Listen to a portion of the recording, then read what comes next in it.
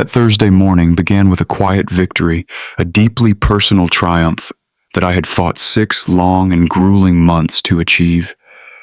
I was sitting on the crinkly white paper of the examination table in Dr. Evans' private office in Atlanta, buttoning up my crisp dress shirt with hands that were finally steady again. The doctor, a man who had seen me at my absolute weakest, was smiling warmly from across the sunlit room. He stepped forward and patted my shoulder gently, his voice filled with genuine relief. "Your heart is strong, Silas," he said quietly, his professional tone shifting into warm familiarity. "Your blood pressure is completely perfect, and the strict cardiac rehabilitation program has worked absolute miracles for your entire physical system."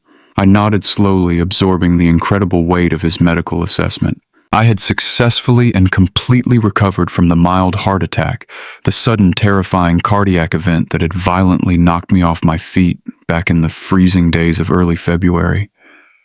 I was currently 68 years old, a retired man simply trying to enjoy his golden years. But in that specific moment, I genuinely felt like I had been handed a brand new lease on life. I thanked Dr. Evans deeply, shook his hand with a firm and renewed strength, and confidently walked out of the sterile examination room. The bustling clinic lobby was filled with the usual morning sounds, the gentle hum of the overhead air conditioning, and the soft, pleasant chatter of the dedicated nursing staff.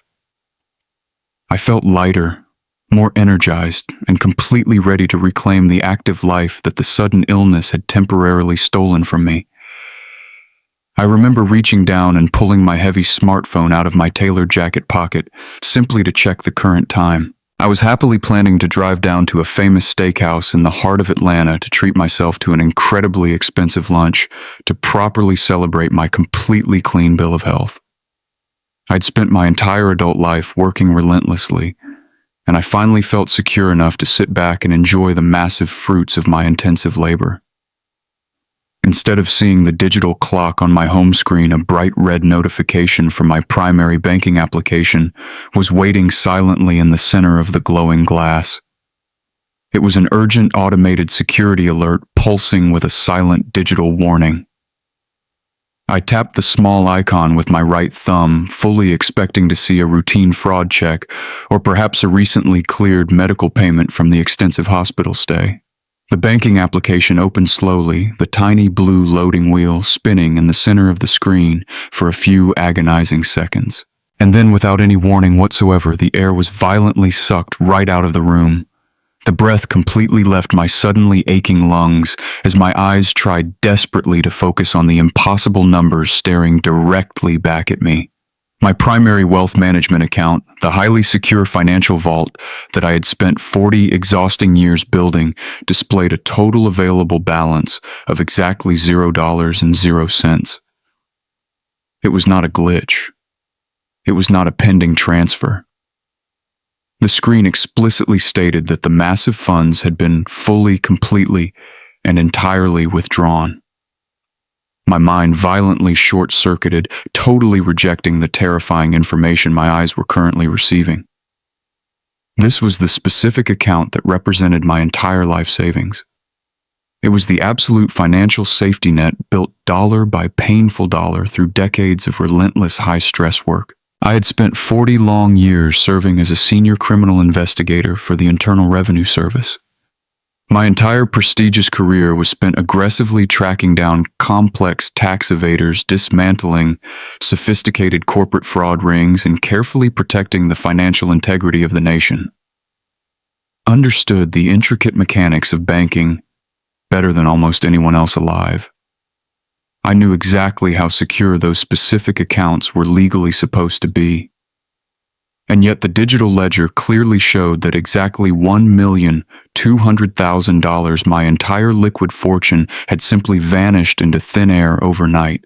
My heart, the very same heart that the expert doctor had just praised as being incredibly strong, began to hammer a frantic and terrifying rhythm against my ribs. A cold, heavy sweat instantly broke out across my forehead, chilling my skin despite the warm ambient temperature of the busy clinic hallway. I stood completely frozen near the exit doors, staring blindly at the glowing screen, my mind racing through 1,000 different catastrophic scenarios. Had my secure identity been completely compromised by a highly sophisticated international hacking syndicate? Had a disgruntled former target from my long federal career finally found a way to exact a massive and devastating revenge against me? I tried to command my shaking fingers to navigate deeper into the banking application to aggressively search for the detailed transaction history to find any logical explanation for the complete financial wipeout. But my hands were trembling so violently now that I could barely keep my grip on the heavy phone.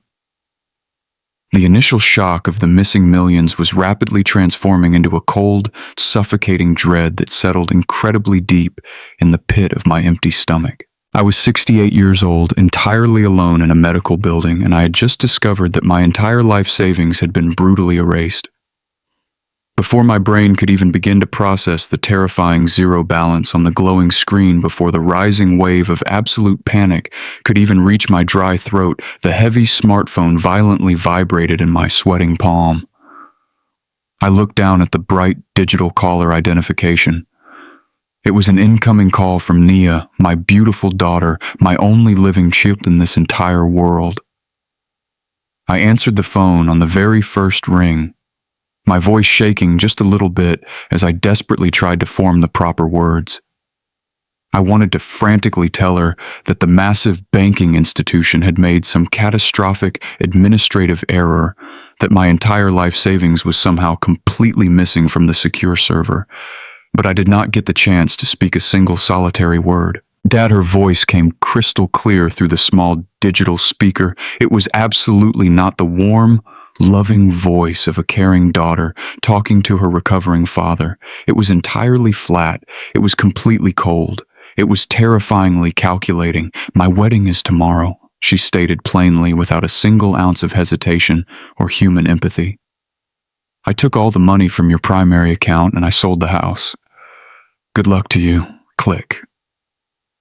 The digital line immediately went completely dead. I stood entirely alone in the sterile, brightly lit hallway of the Atlanta Medical Clinic, the hollow dial tone humming aggressively against my right ear like a massive swarm of angry hornets. For a few agonizing, suffocating seconds, the entire spinning world simply stopped turning on its axis. I pulled the phone slowly away from my face and stared blankly at the dark glass screen. The incoming call had lasted exactly 7 seconds. It took exactly 7 seconds for my own flesh and blood to wipe out my entire financial existence and ruthlessly discard me like absolute trash. I did not sit down on the polished clinic floor and cry. I did not scream out in sudden, agonizing despair. The initial blinding shock of the stolen million was rapidly and violently transforming into a cold, heavy dread that settled incredibly deep into my aging bones. If you have ever felt the sharp, jagged knife of ultimate betrayal plunged deeply into your unsuspecting back by the very people you blindly sacrificed your entire life for, then you know exactly what that suffocating silence physically feels like. I grabbed my tailored suit coat and I practically ran out of the busy medical clinic. The friendly receptionist called out to me loudly, politely asking about scheduling my next cardiac follow-up appointment, but I violently pushed through the heavy glass double doors out into the humid Atlanta parking lot without ever looking back at her.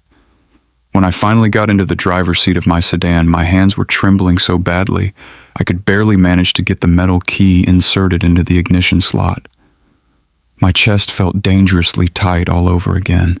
Just 10 short minutes ago, Dr. Evans had warmly praised my remarkable physical recovery. But now the terrifying phantom weakness of that sudden heart attack from 6 months ago seemed to slowly crawl right back into my heavy limbs. That specific medical emergency, that terrifying and lonely hospital stay, was the exact reason I was currently trapped in this absolute waking nightmare. Back in the bitter, freezing cold of winter, when I was lying completely helpless in a hospital bed, hooked up to dozens of beeping monitors, terrified of what the uncertain future held, I had made the absolute biggest mistake of my entire life. I had completely trusted my only daughter. I had willingly signed heavily drafted legal papers to officially let her handle my mounting medical bills and easily manage my complex financial affairs, while I focused entirely on my intensive cardiac rehabilitation. I had blindly handed her the master keys to my entire financial kingdom because I honestly and foolishly thought she truly loved me. She had maliciously weaponized my sudden illness against me. She had waited incredibly patiently for the exact precise moment I was finally out of the dangerous woods, the exact specific day before her lavish destination wedding, to pull the legal trigger and leave me with absolutely nothing to my name. I violently slammed my heavy foot directly down onto the gas pedal. The rubber tires screeched loudly against the hot black asphalt as I pulled recklessly out onto the busy main road, heading straight for the main corporate branch of my primary bank in the wealthy financial district of Buckhead. The long drive across the massive city was an absolute dizzying blur of pure panic and rising rage. My sharp investigative mind was frantically racing through 1,000 different legal scenarios, trying desperately to find a logical explanation, trying to fiercely convince myself that this was a massive misunderstanding or a terrible, cruel joke. But Nia absolutely did not make jokes like this, and the official banking application simply did not lie. $1,200,000 does not just vanish into thin air without leaving a massive paper trace. I aggressively pulled into the crowded bank parking lot, abandoning my sedan halfway across 2 painted spots, and stormed directly through the heavy revolving glass doors.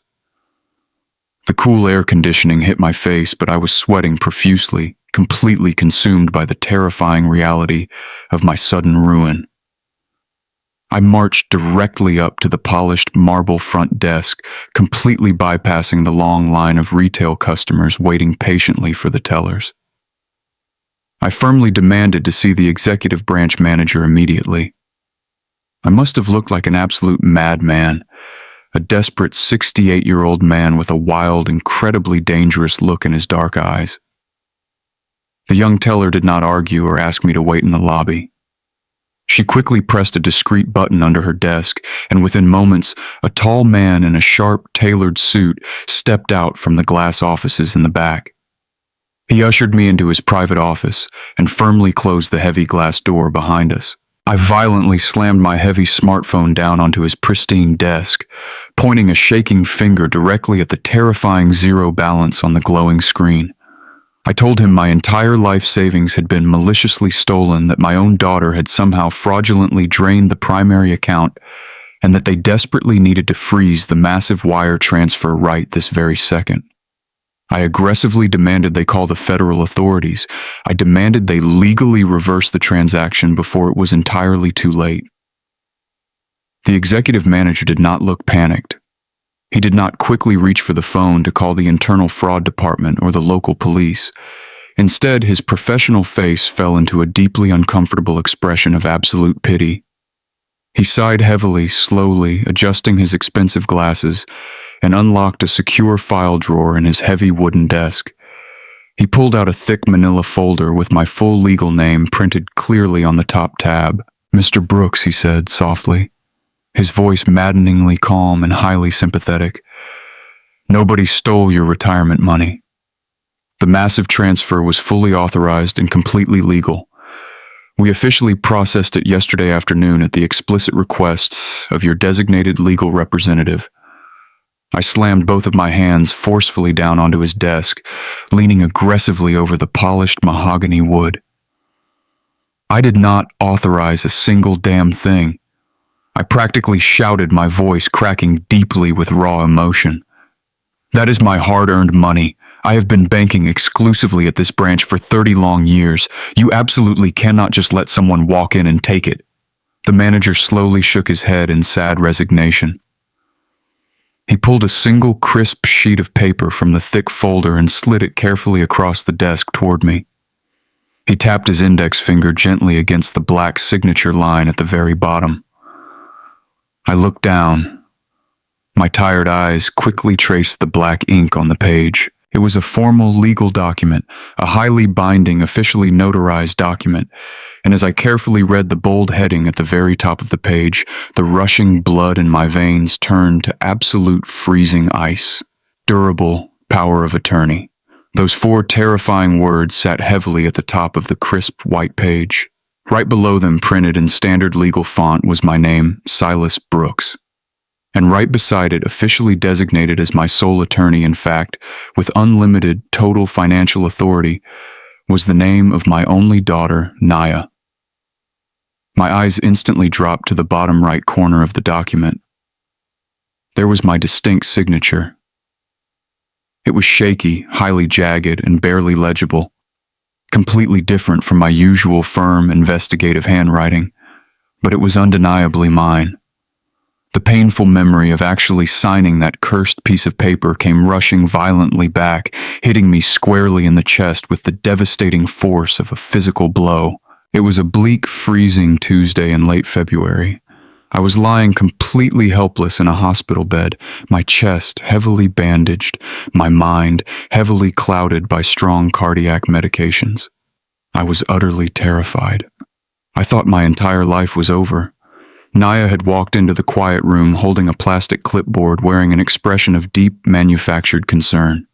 She sat gently on the edge of my bed, held my weakened hand, and softly explained that my medical bills were piling up rapidly.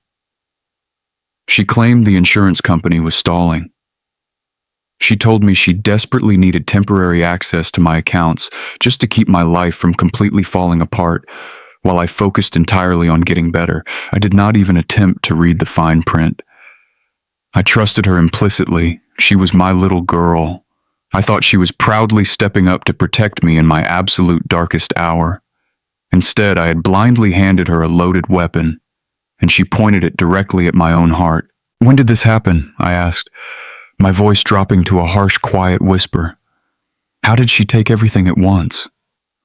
The branch manager folded his hands nervously on top of his desk, shifting his weight in his expensive leather chair. "Yesterday afternoon, Mr. Brooks," he explained quietly. "She came into the branch entirely in person. She presented the original notarized copy of this exact document. She requested an immediate international wire transfer of your entire retirement balance, exactly $1,200,000. To where I demanded my old investigative instincts, suddenly finding their strength. Where did she send my money?" The manager tapped his keyboard, pulling up the detailed transaction history on his large monitor. The funds were instantly wired to a highly secure offshore escrow account in the Bahamas. It was officially flagged as a corporate acquisition payment for a new business venture. Because the legal document grants her absolute total authority over your assets, the wire department processed it as a standard high net worth transaction. It officially cleared the global network this morning. Offshore escrow in the Bahamas. Those specific words echoed in my ears like a final death sentence. As a retired IRS criminal investigator, I knew exactly what those terrifying words truly meant. That massive amount of money was not just moved across town. It was completely gone. It was heavily shielded by strict international banking privacy laws, utterly untouchable by standard domestic recovery procedures. "Freeze it right now," I commanded, standing up abruptly from my chair. "Call the wire room. Call the Federal Fraud Department. I'm standing right here telling you that I did not authorize this massive transfer. I am legally revoking her authority right this second." "Mr. Brooks, please sit down," the manager pleaded, raising both of his hands defensively. "I completely understand you are incredibly upset, but you desperately need to understand our legal position. From a strict compliance standpoint, this was absolutely not an unauthorized transaction. We cannot simply reverse an international wire transfer that was executed with valid legal documentation. Our hands are completely tied. You need to speak with a civil lawyer. You need to file a formal lawsuit against your own daughter. A civil lawsuit." The absurd concept was almost laughable. A messy civil lawsuit would take years to slowly wind its way through the backlogged Atlanta court system. By the time a judge even looked at the physical file, Nia would have successfully moved that money through a dozen different untraceable shell companies across the globe. She knew this. She had planned this entire devastating heist with absolute terrifying precision. I sank slowly back into my chair, the initial fight temporarily draining completely out of me. My chest heaved as I struggled to pull oxygen into my lungs. 40 years of high-stress audits and relentless federal work, all of it completely erased with a single stroke of a pen. But then, like a violent lightning strike, the second half of her cold phone call flashed vividly through my racing mind. I sold the house, she had said. My house. The beautiful 4-bedroom property in the quiet Atlanta suburbs. It was fully paid off. It was the only tangible physical asset I had left in the entire world. Surely she could not have legally sold a massive piece of real estate overnight. I did not say another single word to the apologetic bank manager. I aggressively grabbed the copy of the document from his desk, crumpled it tightly into my fist, and walked straight out of the glass office. I completely ignored his weak apologies, calling out behind me. I pushed through the front doors, sprinted across the hot pavement, and threw myself into my car. I shoved the metal key into the ignition. I threw the heavy car into drive and sped recklessly out onto the busy Atlanta street. The powerful engine roared loudly as I pushed the absolute speed limit, weaving dangerously through the midday city traffic. I gripped the leather steering wheel so incredibly hard my old knuckles turned completely white under the bright sun. Please, God, I prayed silently in the suffocating heat of the vehicle. Let her be lying about the property. I took the familiar turns through my quiet, leafy neighborhood. The massive old oak trees cast long, beautiful shadows across the dark pavement. The perfectly manicured green lawns usually brought me a profound sense of absolute peace. This was the safe sanctuary I had painstakingly built over 30 long years. I pulled slowly into my own private driveway, the loose gravel crunching loudly beneath my hot tires. My recovering heart was pounding a frantic, terrifying rhythm against my ribs all over again. But a sudden massive wave of temporary relief washed completely over me when I finally saw the physical house. It was still standing right there. The pristine white siding, the dark green window shutters, and the large, beautiful bay window. There were absolutely no massive moving trucks or any visible signs of a physical disturbance on the property. Everything looked exactly the way I had peacefully left it that very morning. I turned off the struggling engine and took a deep, shuddering breath of the warm air. I told myself I was completely overreacting to her cold threat. Selling a massive suburban house entirely overnight was legally and physically impossible. Nia was just maliciously trying to scare me. I grabbed my heavy leather briefcase and walked confidently up the paved brick path. The afternoon Georgia sun was incredibly warm against my tense shoulders, heavily contrasting the freezing absolute terror trapped inside my chest. I reached deep into my tailored pocket, pulled out my heavy metal key ring, and carefully selected the familiar brass key. I slid it directly into the front door lock. It stopped abruptly halfway inside the metal cylinder. I frowned deeply. Pulling the metal key out and trying it again with a bit more force, it completely refused to turn. The key simply would not engage the internal locking mechanism. I leaned in much closer, squinting my tired eyes at the shiny metal fixture. The brass plate was brand new, completely free of the tiny microscopic scratches that inevitably come with decades of daily use. The heavy deadbolt had been entirely replaced. Panic, incredibly cold and incredibly sharp, instantly seized my healing lungs. I jiggled the metal handle violently, pushing my heavy shoulder aggressively against the solid oak door. It was locked incredibly tight. I stepped backward, my wide eyes frantically scanning the empty front porch. That was the exact moment the heavy wooden door abruptly swung wide open from the inside. A strange man I had absolutely never seen before stepped out onto my own private porch. He was a young man in his late 30s, wearing a sharply tailored light gray suit. He casually held a black leather portfolio clipboard and a shiny new smartphone in his right hand. He looked down at me with a sickening mixture of mild annoyance and weary corporate condescension. It was the exact disrespectful look a wealthy landlord gives a deeply troublesome broke tenant. "Can I help you, buddy?" the young man asked, his voice dripping with smooth, unearned arrogance. "Help me," I repeated loudly, my voice trembling with a potent mixture of absolute shock and rising anger. "I live in this house. This is my private property. Who in the world are you, and what exactly are you doing inside my family home?" The smug man let out a short, highly humorless laugh. He tapped his expensive pen loudly against his leather clipboard, looking me up and down with complete disdain. "Look, old man, I do not want any serious trouble today," he said smoothly. "But you absolutely do not live here anymore. You need to turn around and step completely off this private property right now." I stared at him, feeling entirely bewildered by his incredible audacity. "I have personally owned this specific property for 30 long years," I said firmly, my deep voice steadily rising in volume. "My clean clothes are hanging in that upstairs closet. My expensive furniture is sitting right there in that living room. You are illegally trespassing. Get completely out of my way right now before I call the local police." I took a highly aggressive step forward, fully intending to push right past his arrogant frame and step directly into my own hallway. The young man quickly held up his left hand, physically blocking my forward path, his smug face instantly hardening into a threat. "I really would not do that if I were you," he warned coldly.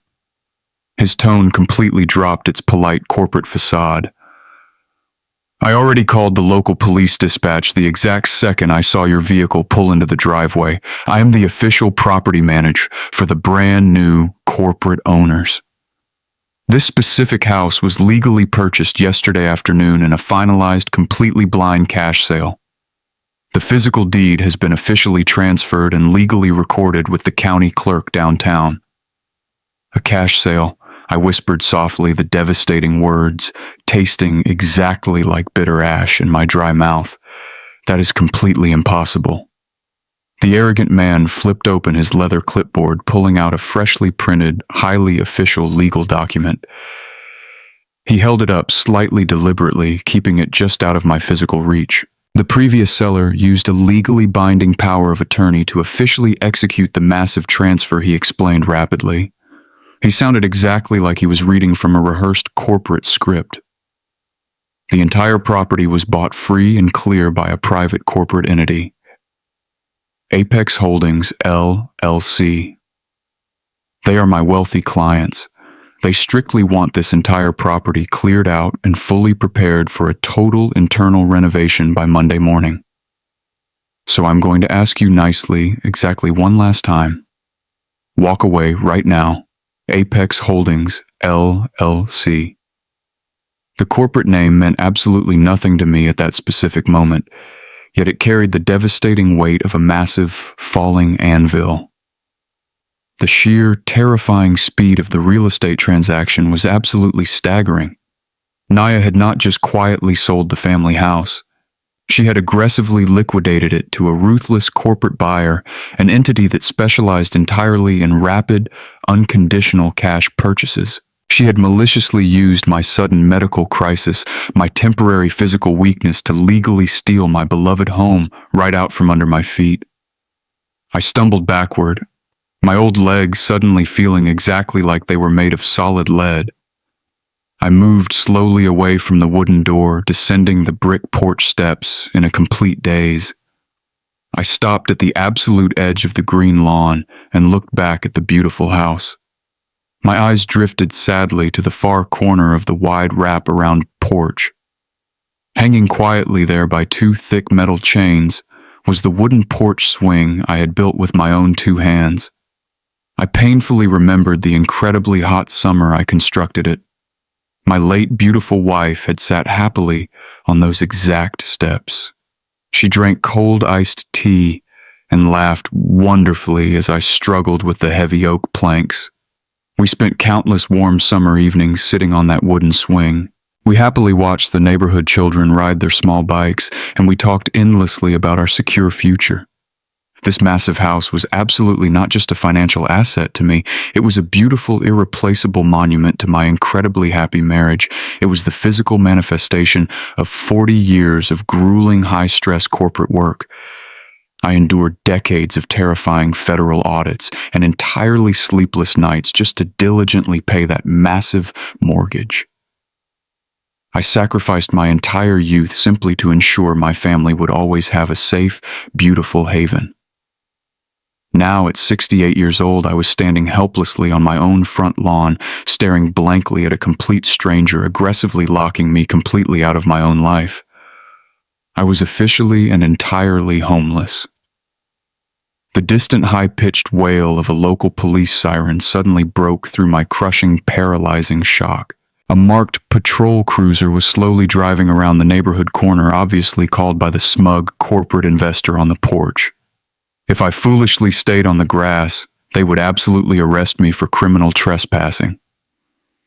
I turned my back completely on everything I had ever owned, got slowly into my hot car, and carefully retreated down the street, desperately needing to find a gas station payphone to make exactly one last call to my incredibly cruel daughter. I drove exactly 3 miles down the long road until the flickering neon sign of a dilapidated local gas station finally caught my tired eyes. I pulled my heavy sedan slowly into the cracked asphalt lot, parking carefully near the rusted metal air pump. I reached deep into my tailored jacket pocket for my heavy smartphone, but the digital screen showed absolutely zero cellular service. She had maliciously cut off my personal phone plan entirely. It was just another highly calculated, incredibly cruel move designed specifically to isolate me completely from the outside world. I walked slowly over to the incredibly sticky metal payphone, which was bolted firmly directly to the dirty brick wall of the convenience store. I fumbled desperately in my deep pockets, my shaking fingers searching frantically for any loose change. I found exactly 3 worn quarters to my entire name. I fed them carefully into the rusty metal slot, listening closely to the hollow, depressing clink. My old hands were shaking so violently now that I accidentally misdialed the familiar digits and had to press the heavy metal lever to get my silver coins back. I took a very deep breath of the hot, gasoline-scented air, steadied my trembling right index finger, and dialed the exact phone number I had known entirely by heart for over 30 long years. The line rang exactly twice. The connection clicked loudly open. "Hello?" Her voice chirped happily through the dirty plastic receiver. It bubbled with an artificial, sickly sweet cheerfulness that instantly made my empty stomach completely churn. She sounded exactly like a carefree young woman, happily finalizing beautiful floral arrangements for a massive party. Absolutely not like a cruel daughter who had just rendered her own father entirely destitute and homeless. "Naya," I said quietly, my deep voice completely stripped of its usual fatherly warmth. "I'm standing outside a dirty gas station right now because my cell phone is entirely dead. A smug corporate man at the family house just told me that you legally sold our home to a massive corporate buyer. The bank manager explicitly told me that you wired every single penny of my retirement savings directly to an offshore account in the Bahamas. I desperately need you to tell me exactly what is going on right this very second." I fully expected her to hang up the phone or perhaps scream defensively, or even show a fleeting ounce of genuine human guilt. Instead, she let out a highly condescending sigh, exactly like a weary young mother dealing with a foolish, confused toddler. "Oh, Dad," she murmured softly, her tone dripping heavily with deeply practiced, completely fake pity. "I honestly hoped you would not find out like this. It breaks my absolute heart hearing you sound so incredibly confused today. You should be resting quietly at the cheap motel I kindly booked for you. Did you check your digital email? I sent the reservation details yesterday afternoon." Confused as I repeated the words slowly, tasting exactly like bitter bile in my dry throat. You completely stole $1,200,000 and you illegally sold my family home. There is absolutely nothing confusing about massive grand larceny, Naya. She shushed me incredibly gently as if carefully calming a frantic sick animal. Dad, please do not use dramatic words like that today. It is just your worsening medical condition talking. Dr. Evans specifically warned Tyrell and me about this exact behavior. He sadly said your early onset dementia was worsening incredibly rapidly right after the sudden heart attack. We clearly noticed you forgetting simple things, leaving the hot stove on and constantly misplacing your car keys. You are absolutely not capable of managing your own complex financial affairs anymore. We desperately had to step in and take total control before you accidentally ruined yourself. I stood completely frozen under the flickering fluorescent light of the dirty gas station awning. Dementia. Dr. Evans had given me a perfectly clean, highly glowing bill of physical and mental health just 3 short hours ago. My investigative mind was currently as incredibly sharp as a cut diamond. I perfectly remembered the exact specific date of her very first steps. My massive portfolio balance down to the absolute exact cent and the precise legal language of that terrible document. She had ruthlessly fabricated a fake medical diagnosis simply to legally justify her massive, unforgivable theft. Tyrell and I are safely securing all of your remaining assets, she continued smoothly, her voice shifting perfectly into a highly rehearsed professional pitch. It is entirely for your own absolute good, Dad. We are putting the cash from the Quick House sale directly into a secure family trust to eventually find you a highly comfortable state-run nursing home. It will be a safe place where you have round-the-clock medical care. And the massive cash from your retirement account is absolutely not gone forever. It is simply a temporary family loan. Tyrell is using it as vital seed capital for his brand new tech startup, and to quickly cover the final, highly expensive vendor payments for the destination wedding tomorrow. You always told me you wanted to help us confidently build our bright future together. You absolutely do not need all that money just sitting around in a bank. You are 68 years old. What were you really going to do with it anyway? Her devastating words hung incredibly heavy in the hot, humid Georgia air. A state-run medical ward, a temporary financial loan for a highly risky tech startup, my entire life of incredibly hard work, my absolute financial security, my fierce independence, entirely reduced to actively funding a lavish, ridiculous party and a reckless gamble for a man I completely despised. She had rationalized her massive betrayal so perfectly she actually believed her own sickening lie. She genuinely believed she was the highly responsible, caring daughter, making incredibly tough choices for her poor, deteriorating, sick father. "Are you still there, Dad?" she asked impatiently, her voice suddenly tight with highly forced fake patience. "Look, I really have to go right now. The expensive caterer is waiting outside for my final approval on the massive champagne tower. Please just go directly to the cheap motel. We can talk about those depressing nursing home brochures right after we get back from the luxury honeymoon. I love you so much." She waited silently on the line for me to violently explode. She eagerly waited for the desperate, highly confused screaming of a sick old man completely losing his grip on physical reality. If I screamed at her, it would only perfectly validate her fake narrative. It would completely prove to Tyrell and anyone else listening that I was indeed unhinged and highly unstable. I did not scream. I did not cry. I did not utter a single solitary word in response to her massive lie. I stood perfectly still, letting the heavy, suffocating silence stretch endlessly across the digital phone line. The blind fear and raw panic that had gripped my aching chest all afternoon suddenly evaporated completely, instantly, replaced by a cold, crystalline, terrifying clarity. "Dad," she prompted again, a tiny, microscopic flicker of genuine uncertainty, finally creeping slowly into her voice. I gently took the heavy, dirty plastic receiver and I placed it very quietly back onto the rusted metal hook. The loud click permanently severed the digital connection between us. I leaned heavily against the warm brick wall, closing my tired eyes. She thought I was incredibly weak.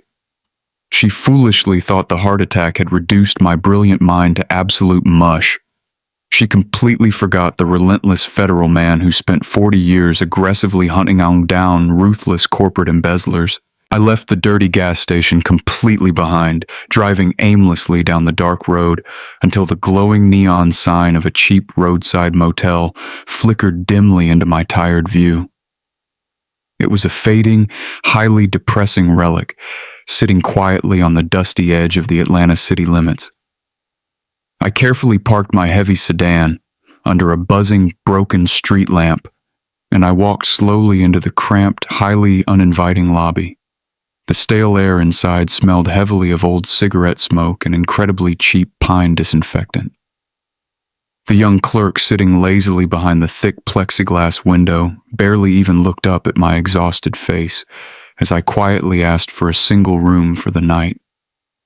The incredibly cheap nightly rate was exactly $40. I reached deep into my tailored suit wallet and I pulled out the absolute only physical cash I had left in the entire world, a single crisp $100 bill that I always kept carefully hidden for sudden absolute emergencies. The bored clerk slid my small amount of paper change and a highly tarnished brass key right under the security slot. Room 12, he mumbled quietly without making eye contact. I walked slowly down the dimly lit, highly depressing exterior corridor, my heavy leather shoes echoing loudly against the cracked concrete walkway. I unlocked the flimsy wooden door, and I stepped quietly inside the dark, incredibly humid space. The depressing room was exactly what $40 bought in this lonely part of the massive city. It featured a sagging, highly uncomfortable double bed covered entirely in a thin, scratchy bedspread, a flickering old television set, and a remarkably small laminate desk pushed aggressively against the far wall. I locked the rusty deadbolt tightly behind me, threw my heavy leather briefcase directly onto the sagging mattress, and I sat down incredibly heavily on the edge of the bed. The terrifying absolute reality of my current situation washed completely over my tired body. Again, incredibly cold and highly unforgiving. Just yesterday morning, I had a massive, highly secure retirement fund and a truly beautiful home in the quiet suburbs. Now I sat completely alone in a dingy, highly depressing motel room with exactly $60 left in my empty pocket. I suddenly felt a hot, painful prickling behind my tired eyes. Tears came rapidly, not as a gentle stream, but as a violent, crushing wave of pure, absolute, agonizing grief.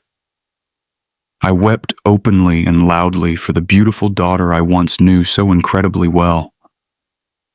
I wept deeply for the precious family memories we had shared together, for the sweet little girl who used to tightly hold my massive hand as we walked happily to the neighborhood park. I cried for the bright young woman whose incredibly expensive college tuition I had proudly and completely paid in full. I let the massive, suffocating sorrow entirely consume my heart for exactly 5 long minutes. I sat quietly in the incredibly dim light of that cheap motel room, and I completely allowed myself to physically feel the devastating, highly destructive pain of a loving father who had just been ruthlessly discarded by his own flesh and blood. And then, as quickly as the tears had violently come, I completely stopped crying.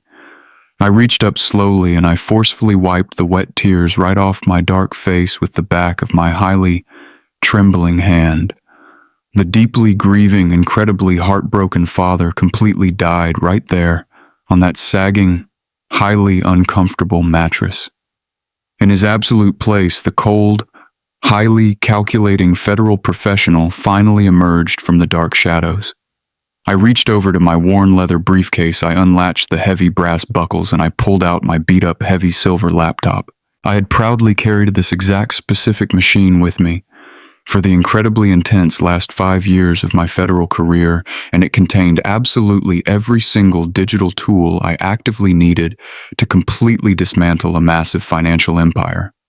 Naya had highly arrogantly assumed that my quiet retired life consisted entirely of mowing the green lawn and simply balancing a basic checkbook. She had completely and entirely dismissed the terrifying reality of my 40-year federal profession. I was absolutely not just a simple accountant crunching basic numbers. I was a senior forensic auditor for the United States government. For 4 incredible decades, my entire daily existence completely revolved around hunting down wealthy, highly arrogant, white-collar criminals. I spent my long days aggressively exposing massive corporate frauds and completely destroying the carefully constructed, highly illegal lies of confident embezzlers. I aggressively tracked missing millions through incredibly complex, highly hidden webs of offshore banking accounts and completely fake dummy corporations. I frequently sat directly across the heavy wooden table from incredibly powerful, highly arrogant corporate executives, and I watched them physically sweat as I carefully laid out the highly undeniable paper trails that would ultimately send them straight to a federal prison cell. I understood the highly complex architecture of financial theft, infinitely better than the arrogant thieves themselves. Nia foolishly thought she had perfectly executed the ultimate crime by maliciously exploiting a sudden medical crisis and a massive legal loophole. She absolutely did not realize that she had just confidently picked a massive fight with the exact man who literally wrote the heavy federal playbook on criminal financial investigation. I carefully placed the heavy silver laptop directly onto the small laminate desk, and I plugged the frayed power cord tightly into a highly loose wall outlet. I opened the glowing screen and I waited highly patiently for the familiar, incredibly secure operating system to fully boot up. The cheap motel offered free wireless internet, the exact kind of highly unsecure, painfully slow digital connection that would instantly frustrate the average normal person. But absolute patience was the very foundation of my incredibly successful profession. I quickly connected to the terrible network, and I instantly opened a highly secure, heavily encrypted browsing window. My large hands, which had been shaking so incredibly uncontrollably just an hour ago, were now completely and entirely steady.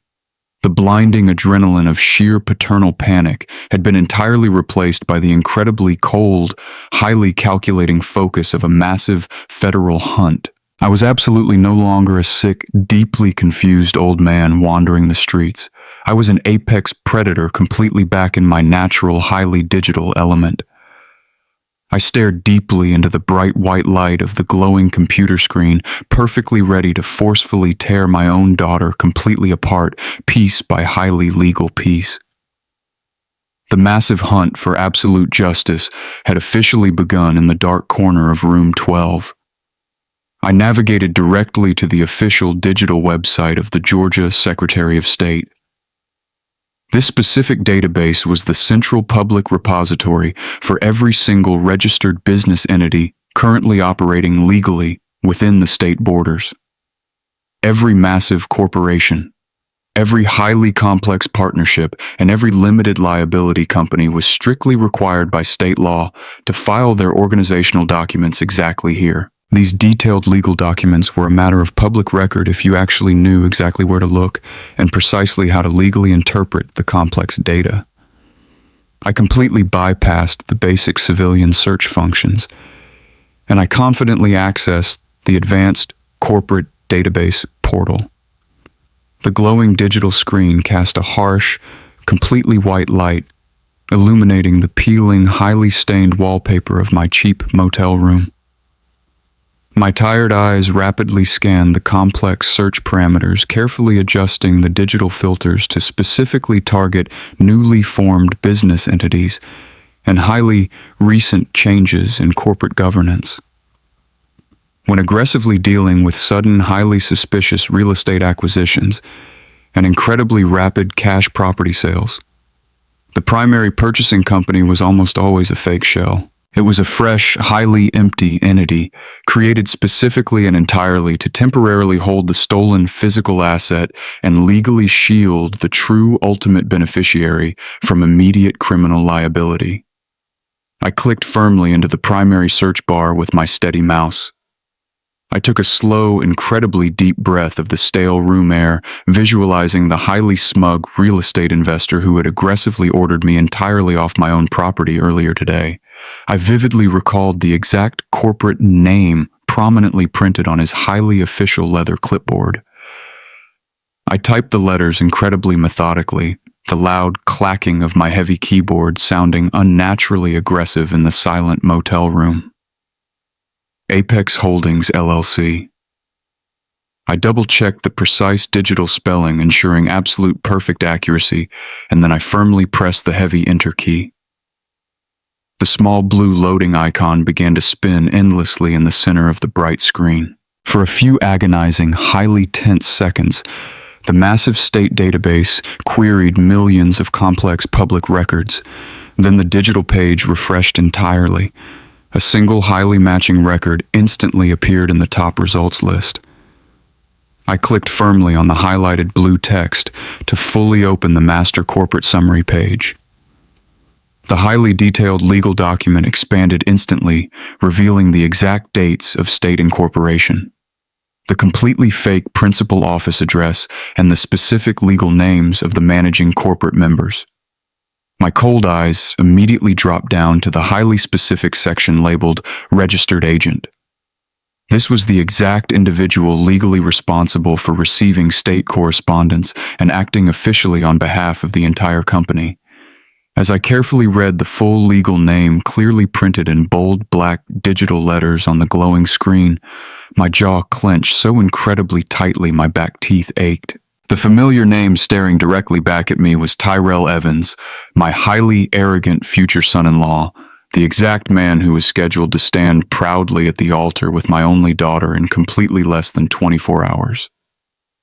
I stared blankly at the glowing digital pixels, a highly bitter, freezing laugh completely escaping my dry lips. Tyrell was a man who aggressively commanded absolutely every room he ever entered, not through genuine respect, but through sheer, obnoxious, highly manufactured volume. At every single family Thanksgiving dinner, every quiet Sunday meal, he would eagerly hold court at the very head of my own table, swirling a heavy glass of my highly expensive scotch, while bragging endlessly and loudly about his massive tech startup portfolio. He constantly wore highly tailored Italian suits, drove a heavily leased sports car, and constantly talked aggressively about early retirement and highly complex tech investments. I had absolutely never genuinely liked him. My deeply ingrained investigative instincts had always screamed loudly at me that his massive wealth was an absolute total illusion, a highly fragile house of cards, entirely built on heavily borrowed money and highly arrogant lies. But Naya was utterly, completely captivated by his highly flashy, incredibly fake lifestyle. She defended him fiercely and aggressively whenever I gently questioned his actual legitimate income. Now the supposedly wealthy tech millionaire was completely hiding behind a newly minted corporate shell company to legally steal a 68-year-old retired man's modest suburban home. I leaned much closer to the bright digital screen, my cold eyes rapidly scanning the rest of the highly detailed corporate filing. Apex Holdings, LLC was absolutely not some highly established, incredibly successful real estate firm. The exact date of legal incorporation was officially listed as February 28th. That specific date was exactly 4 days after my sudden, terrifying heart attack, completely 4 days after I was frantically admitted to the hospital intensive care unit. While I was lying completely helpless in a sterile hospital bed, struggling incredibly to remember my own middle name, and blindly signing a power of attorney to give my daughter total control of my massive medical bills, Tyrell was completely busy. Tyrell was already actively filing the complex legal paperwork downtown to officially create the very financial instrument they would happily use to completely rob me. The principal office address listed for the massive holding company was absolutely not a highly prestigious glass high-rise downtown. It was a cheap, completely fake mail drop box located at a highly depressing strip mall shipping center across the massive city. They had maliciously planned this entire devastating heist for months. They had waited incredibly patiently in the dark shadows, carefully watching my physical therapy progress, eagerly waiting for the absolute perfect, completely vulnerable window of opportunity to strike.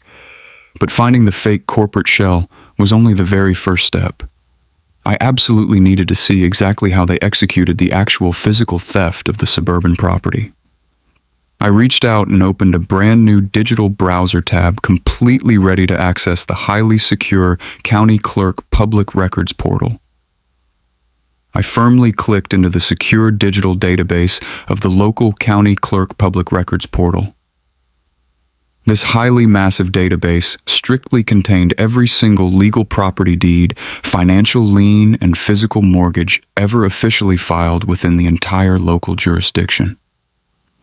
I carefully typed in the specific address of my beautiful suburban family home. The highly detailed search results instantly populated the glowing screen, clearly showing the incredibly unbroken, perfectly clean chain of legal titles seamlessly spanning over 30 long years of completely responsible homeownership.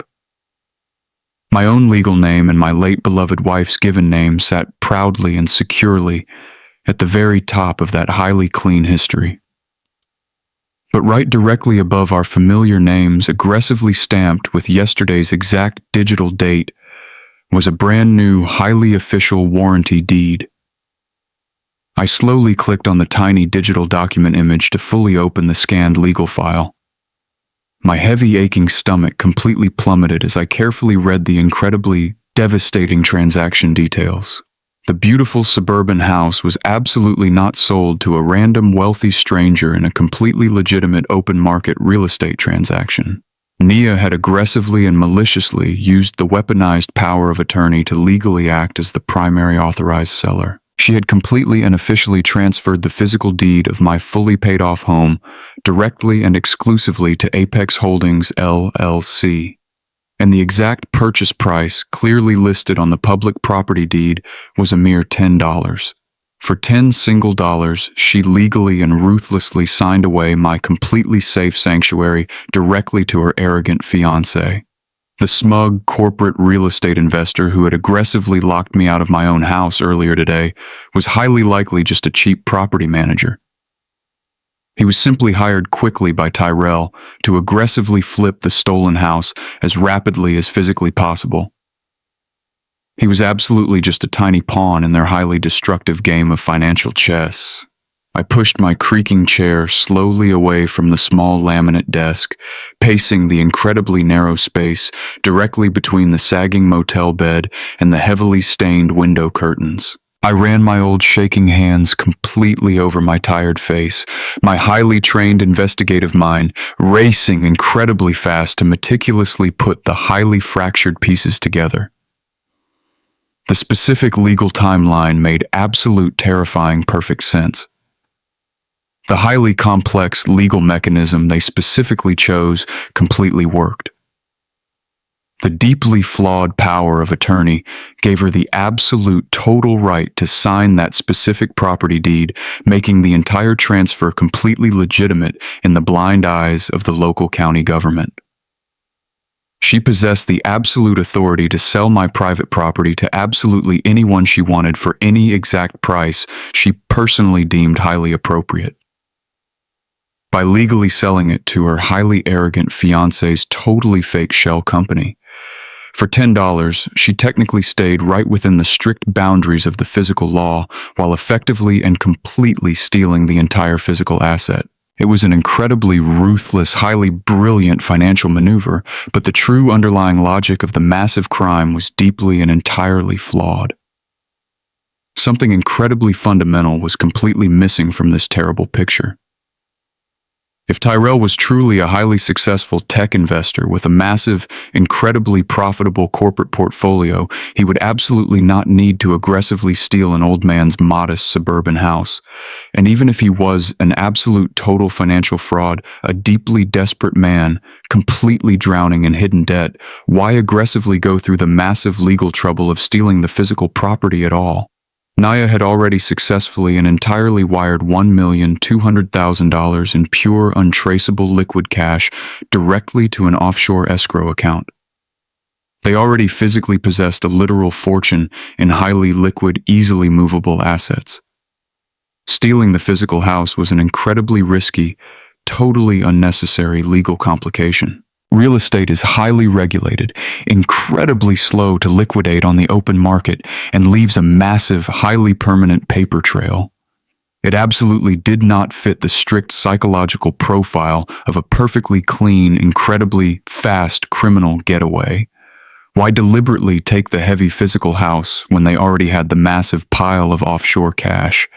I completely stopped pacing in the dead center of the dirty motel room. A highly cold, completely terrifying realization violently washed over my tired body, chilling my old bones to the absolute core. You absolutely do not steal a physical building if you are simply planning to happily flee the country tomorrow morning on your highly expensive tropical honeymoon. You absolutely do not aggressively deal with corporate property managers and physical new locks if your only goal is to completely disappear with over $1 million.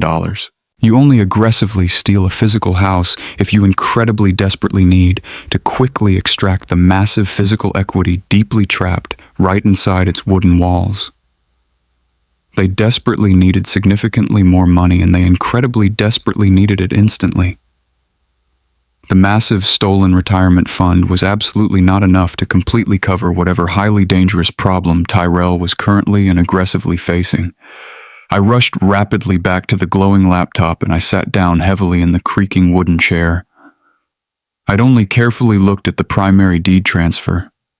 I'd absolutely not looked at the highly critical secondary encumbrances. I navigated rapidly back to the county clerk database and I clicked firmly on the digital tab labeled Mortgage and Lien Registry. I absolutely needed to clearly see exactly what Tyrell aggressively did with the physical property the very second he took total legal ownership. The tiny digital loading bar on the county website crawled incredibly slowly across the bright screen. I watched the spinning blue wheel with the highly intense, entirely unblinking focus of a seasoned federal hunter finally zeroing completely in on the strong scent of his highly desperate prey. When the massive registry page finally populated on my dim laptop screen, the entirely undeniable, highly ugly truth stared directly back at me in stark, unforgiving black and white text. Their highly officially filed merely 3 short hours after the fraudulent warranty deed was recorded, was a massive, highly aggressive commercial deed of trust. The designated legal borrower was obviously listed as Apex Holdings, LLC. I clicked rapidly on the blue hyperlink to fully expand the incredibly intricate details of the legal financial instrument. My cold eyes rapidly scanned the highly dense paragraphs of legal jargon. This was absolutely not a perfectly normal 30-year fixed-rate mortgage from any highly reputable national banking institution. Legitimate financial institutions absolutely do not simply hand over massive sums of liquid cash to a newly formed, totally faceless shell company possessing absolute zero operating history and exactly zero verifiable corporate revenue streams. This highly aggressive transaction was something entirely different. The specific lender explicitly listed on the official public document was a highly shadowy, incredibly private equity syndicate, supposedly operating entirely out of a virtually untraceable post office box located right in Wilmington, Delaware.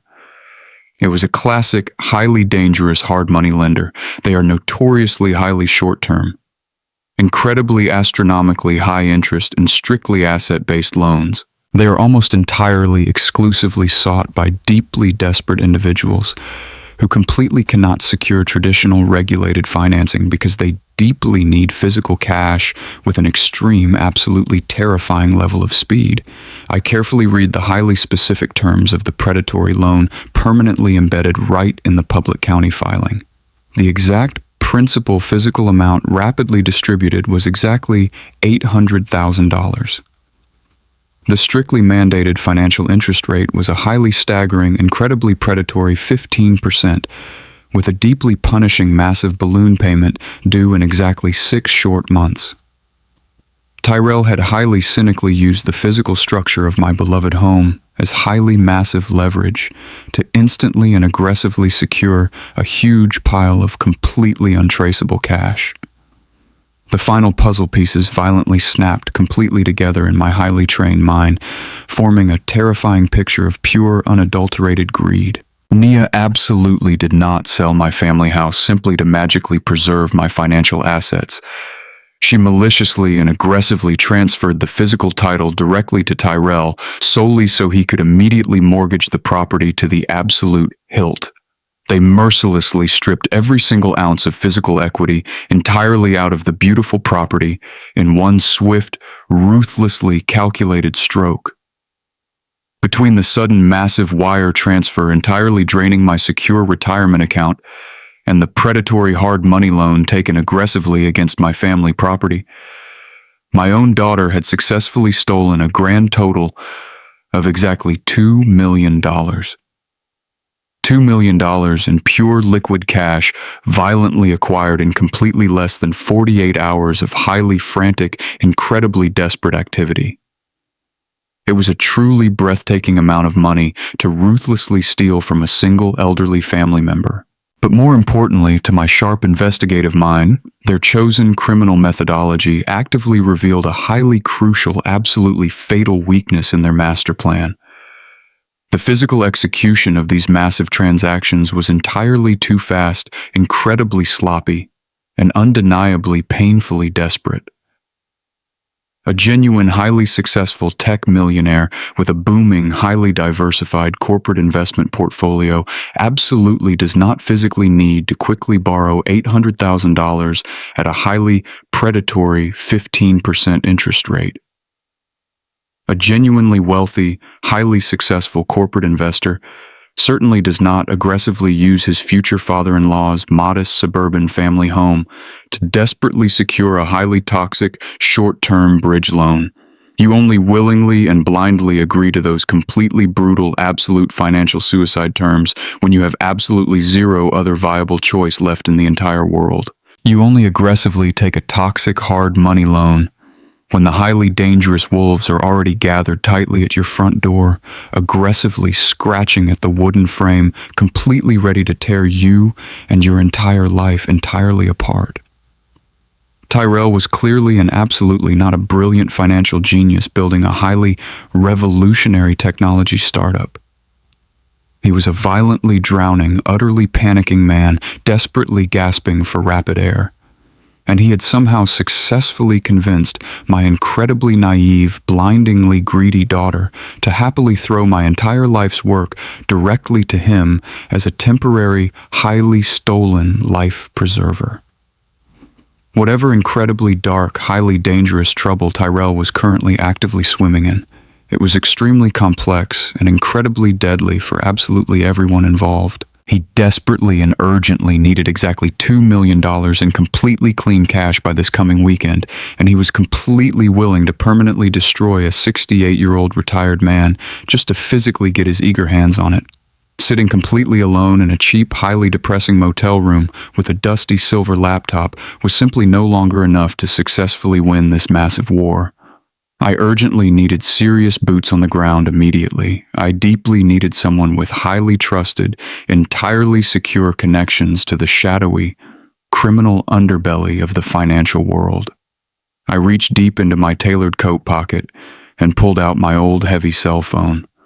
I navigated my long contact list and dialed a highly private, highly secure number that I had absolutely not called since my quiet federal retirement party. The encrypted digital line rang exactly 3 slow times before a gruff, deeply familiar voice finally answered the midnight call. "Desmond," I said quietly, my deep voice perfectly steady and absolutely freezing cold. I need your immediate legal help right now with something incredibly big. Exactly 30 minutes later, I sat completely alone in the dark corner booth of an all-night, highly neon-lit diner, right on the quiet city outskirts. I stared blankly out the rain-streaked window, into the completely empty parking lot, quietly nursing a heavy cup of incredibly bitter black coffee. A bright pair of luxury headlights suddenly cut sharply through the humid darkness. A sleek, highly expensive black town car pulled smoothly into a space directly near the front glass doors. Desmond pushed aggressively through the diner entrance, the small brass bell above the heavy door chiming loudly in the quiet room. Desmond was my absolute oldest friend, and much more importantly, the most highly ruthless criminal defense attorney in the entire state of Georgia. He was an incredibly powerful man who made his entire wealthy living navigating the absolute darkest, most highly treacherous waters of the state legal system. He offered absolutely no empty words of polite sympathy or any warm, friendly greetings whatsoever. He simply sat down heavily across from me, placed a highly thick manila folder directly onto the sticky table, and silently signaled the tired waitress for a hot coffee. "I gave you the specific names and the exact corporate entities," I said softly, never breaking my cold eye contact. "Tell me exactly what you completely found." Desmond slowly opened the thick folder, his dark face a highly rigid mask of grim legal professionalism. "You were absolutely right to urgently call me Silas." He began quietly, his voice incredibly low and highly gravelly. "Because the exact situation is entirely far worse than a simple messy family dispute over a piece of suburban real estate. I quickly ran Tyrell through absolutely every highly proprietary database my private law firm possesses. Your incredibly arrogant future son-in-law is absolutely not a tech millionaire," Desmond continued, leaning completely over the sticky table. "He is a complete, utter, and highly desperate fraud. He legally owns absolutely nothing but a terrifying, highly massive mountain of completely hidden debt." I stared blindly at the printed documents, my recovering heart pounding a slow, incredibly heavy rhythm against my ribs. "But he absolutely does not owe it to a standard commercial bank," Silas Desmond stated firmly. "He officially owes exactly $2 million directly to a highly organized, extremely violent illegal sports betting syndicate currently operating out of Miami. Tyrell is a completely degenerate sports bettor." Desmond continued, his deep voice heavily laced with absolute disgust. "He spent the entire last 3 years aggressively borrowing incredibly heavy amounts of cash from absolutely the wrong kind of people simply to blindly fund a flashy lifestyle he could absolutely never actually afford. He confidently used his highly fake tech persona to constantly attract brand new loans just to desperately cover the massive old ones. It was a classic, highly destructive Ponzi scheme, but built entirely and completely upon his own terrifying gambling addiction. Exactly 3 short weeks ago, the violent Miami syndicate finally and entirely ran out of absolute patience. They explicitly gave him a highly terrifying, incredibly hard deadline. He either proudly produces exactly $2 million in completely clean, entirely untraceable cash by the absolute end of this current week, or they are going to make a highly permanent, incredibly violent physical example out of him in the street. That is exactly why they so desperately needed your massive retirement money, Silas.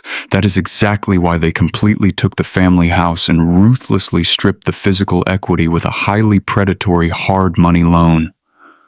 They were frantically and desperately piecing together his massive criminal ransom just to proudly save his pathetic life. But why the massive Savannah wedding? I asked quietly, tracing the smooth ceramic rim of my heavy coffee cup. Why aggressively go through with a highly extravagant, incredibly expensive ceremony tomorrow if he is actively running for his absolute physical life? Why not just quietly take my stolen money and completely disappear into the dark night?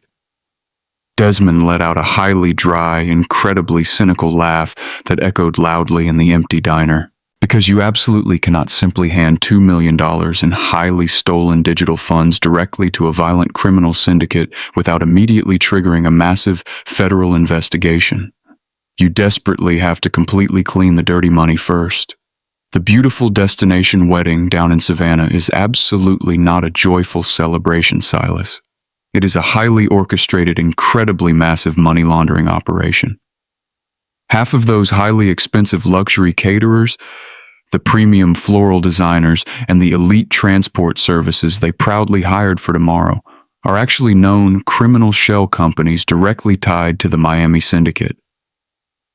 Nia is actively and happily using your stolen retirement funds to massively overpay these completely fake wedding vendors for luxury services that will absolutely never actually be rendered to the wealthy guests. The rest of the massive cash, the absolute bulk of your lifelong retirement savings, is currently being funneled directly into an offshore honeymoon account located securely in the tropical Bahamas. Once they safely land their luxury flight, that specific secure account will be instantly drained entirely by the international proxies of the violent syndicate. By Monday morning, your hard-earned money will be completely and permanently washed clean. The massive life debt of Tyrell will be entirely paid in full, and your only daughter will be happily married to a man who literally sold your entire life just to selfishly save his own skin. The sheer, highly calculated cruelty of it all was almost entirely too much for my tired brain to completely comprehend. My only daughter completely knew. She absolutely had to know exactly what was happening. She had actively and willingly chosen to completely participate in a massive federal criminal enterprise, eagerly sacrificing my total financial security and my beloved family home simply to heavily protect a degenerate gambler. Desmond slowly closed the thick manila folder and he leaned heavily back against the cracked vinyl diner seat. "We have absolutely enough hard evidence right here to stop this entire thing," he said firmly, his voice completely filled with absolute legal conviction. "I can easily call the local police chief right this very second. I know him highly personally. I can eagerly have a dozen marked squad cars entirely surrounding that luxury bridal suite before the morning sun even comes up. We can aggressively have them both arrested right now for severe elder financial abuse." "No," I commanded softly, my voice cutting sharply through the quiet diner air. "Absolutely no local police." Desmond looked directly at me, exactly as if I'd completely lost my aging mind. "Silas, they completely stole $2 million. If they successfully get on that airplane tomorrow, you will absolutely never see a single silver dime of it ever again." "I know exactly how the slow local justice system completely works, Desmond," I explained coldly, my voice chillingly calm and highly steady.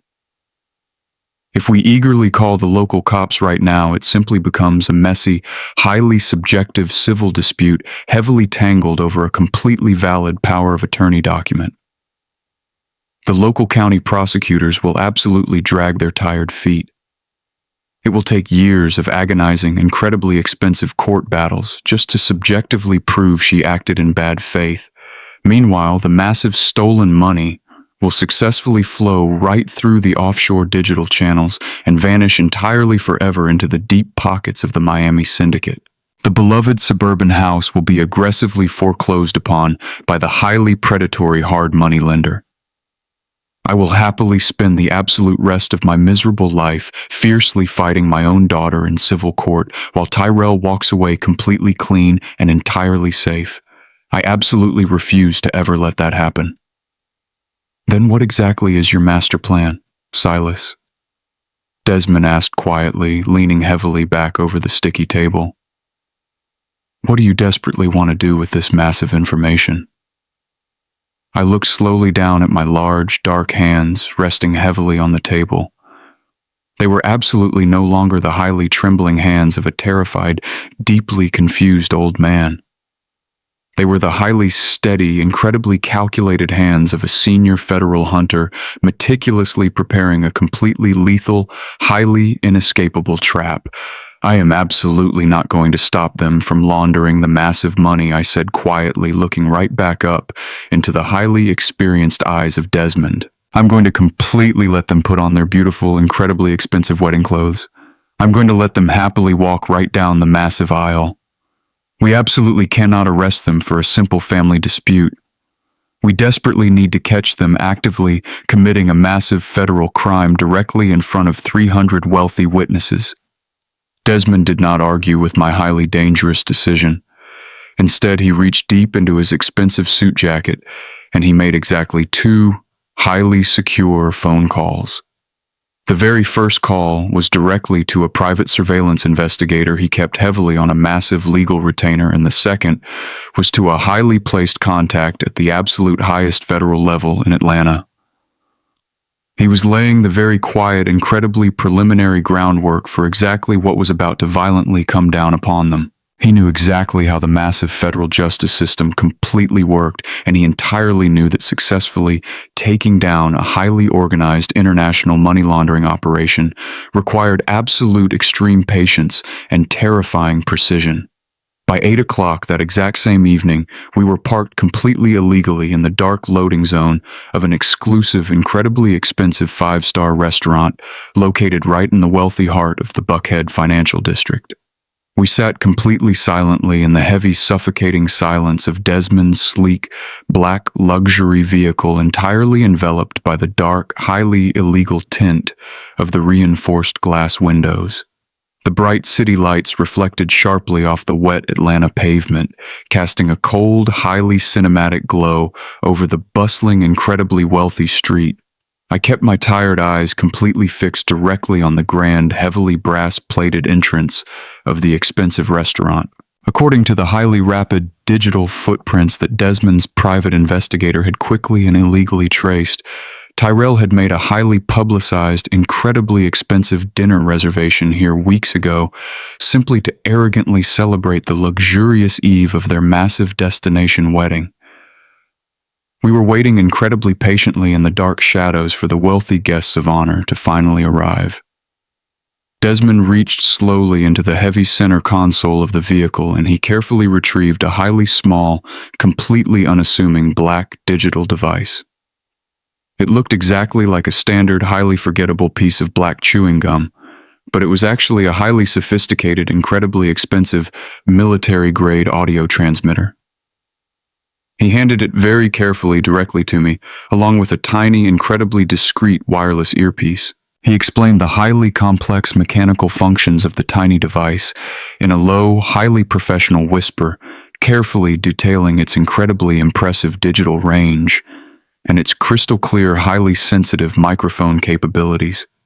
It was designed to completely bypass heavy ambient restaurant noise and focus entirely on human vocal frequencies. I rolled the small piece of advanced technology carefully between my right thumb and index finger, physically feeling the incredibly dense, heavy weight of exactly what I was about to aggressively do to my own family. Just as I securely pushed the tiny digital earpiece directly into my right ear, a sleek, incredibly expensive silver luxury sedan pulled smoothly and arrogantly right up to the busy valet stand. My breathing instantly caught completely in my dry throat. The heavy passenger door opened slowly, and Naya stepped gracefully right out onto the damp pavement. She looked absolutely and incredibly radiant, her long hair perfectly and expensively styled, her flawless makeup highly professional. But it was absolutely not her bright, happy smile that aggressively seized my cold attention. It was exactly what she was currently wearing on her body. Draped casually and highly arrogantly over her thin shoulders was a pristine, incredibly bright white cashmere designer coat. I recognized the highly exclusive luxury brand instantly from my long years of successfully auditing incredibly wealthy corporate wives. It was a massive statement piece that easily and undeniably retailed for over $5,000 in pure cash. Tyrell quickly emerged from the driver's side of the luxury vehicle, confidently adjusting the expensive silk cuffs of a completely custom-tailored suit. He was happily carrying 4 incredibly large, highly expensive shopping bags, proudly bearing the bold logos of the absolute most expensive luxury boutiques in the entire city. They were laughing loudly and highly arrogantly together. They were genuinely, deeply, and completely happy. They casually handed the expensive car keys directly to the young valet, and they confidently linked their arms together, looking exactly like the absolute perfect picture of a highly successful, incredibly young corporate couple, completely without a single financial care in the entire world. Seeing them standing proudly like that, literally dripping in highly expensive stolen luxury, completely purchased entirely with the physical blood and exhausted sweat of my 4 long decades of relentless federal labor, immediately triggered a highly profound, completely permanent psychological shift entirely inside my aching chest. Whatever tiny, highly lingering shred of foolish paternal mercy I had been desperately clinging to, whatever microscopic, highly desperate hope entirely remained that my daughter was simply highly confused or somehow heavily manipulated against her own will, instantly and violently vaporized right into thin air. I was currently sleeping on a highly sagging, incredibly dirty mattress in a $40 roadside motel room, eating cheap vending machine crackers for my dinner while she proudly and arrogantly paraded around the wealthy city in over $5,000 worth of highly stolen white cashmere. She was absolutely and undeniably not a helpless victim. She was an incredibly active, highly enthusiastic, completely willing participant in my total and absolute financial destruction. The highly loving, incredibly forgiving father she had previously known her entire life was now officially and entirely dead, completely buried right beneath the massive, suffocating mountain of their highly arrogant, completely criminal greed. I reached out slowly and I opened the heavy, reinforced door of the dark vehicle, stepping quietly right out into the chilly night air. Desmond gave me a single, highly confirming, completely silent nod from the dark driver's seat. I pulled the frayed collar of my highly worn suit jacket aggressively up against the cold wind, and I began to walk briskly directly toward the bright lights of the restaurant entrance, keeping my dark head completely down to heavily avoid the bright security cameras. The massive trap was officially set. I slipped silently inside the busy, highly crowded glass foyer just seconds after Nia and Tyrell were eagerly escorted directly into the main, incredibly opulent dining room. The exclusive restaurant was incredibly loud, heavily filled with the highly distinct rhythmic clinking of expensive crystal glasses and the low, highly arrogant hum of wealthy corporate conversations. It was the absolute perfectly chaotic environment highly necessary for a completely successful physical distraction. I stood incredibly still near the massive brass host stand, completely pretending to highly casually look for the men's restroom, while my cold, highly trained eyes rapidly scanned the entire massive floor plan. I possessed the absolute, highly unshakable physical confidence of a senior federal agent who had completely walked into hundreds of hostile, highly dangerous corporate boardrooms completely uninvited. Nobody even bothered to question my quiet, highly imposing physical presence. I spotted them immediately, proudly seated at a highly premium, incredibly secluded corner booth, heavily surrounded by dark mahogany wood and plush leather seating. It was highly secluded enough for a completely private, highly criminal conversation, but entirely accessible from the main, highly trafficked dining aisle. I began to walk incredibly slowly down the center pathway, perfectly matching my quiet, highly calculated steps to the incredibly loud ambient noise of the busy room. A young, highly frantic waiter, currently carrying a massive, incredibly heavy silver tray, heavily laden with tall glasses of completely full ice water and highly expensive bread plates, was moving incredibly quickly directly toward their specific corner section. I instantly adjusted my physical trajectory entirely, calculating the exact geometric angle and perfectly matching his highly brisk, incredibly rushed physical pace. As he quickly passed the absolute highly exact edge of their expensive leather booth, I intentionally and aggressively stepped directly into his immediate physical path, sharply turning my heavy right shoulder at the absolute very last possible second to ensure a highly solid but seemingly entirely accidental physical collision. The highly surprised young waiter stumbled heavily forward, the massive silver tray tilting incredibly dangerously out of his completely panicked hands. A tall, highly heavy crystal glass of ice water tipped entirely over, spilling heavily and violently right onto the highly polished wooden table, splashing incredibly huge drops of freezing water mere microscopic inches away from Tyrell and his highly expensive, completely custom-tailored silk suit. The incredibly panicked waiter gasped, instantly launching immediately into a highly frantic, completely desperate flurry of loud verbal apologies, frantically grabbing thick white cloth napkins to desperately and highly aggressively sop up the rapidly spreading freezing puddle. Nia let out a highly annoyed, incredibly dramatic, loud sigh, aggressively pulling her highly expensive $5,000 white cashmere coat entirely away from the massive splash zone, her face twisting into a mask of pure, highly arrogant disgust. In the highly chaotic, entirely frantic ensuing seconds, while absolutely all eyes were entirely and completely locked onto the spilled, freezing water and the highly panicking, incredibly desperate young waiter, I leaned highly smoothly over the exact edge of their table. I loudly muttered my own highly fake, incredibly quiet apologies for clumsily causing the terrible, highly unfortunate accident.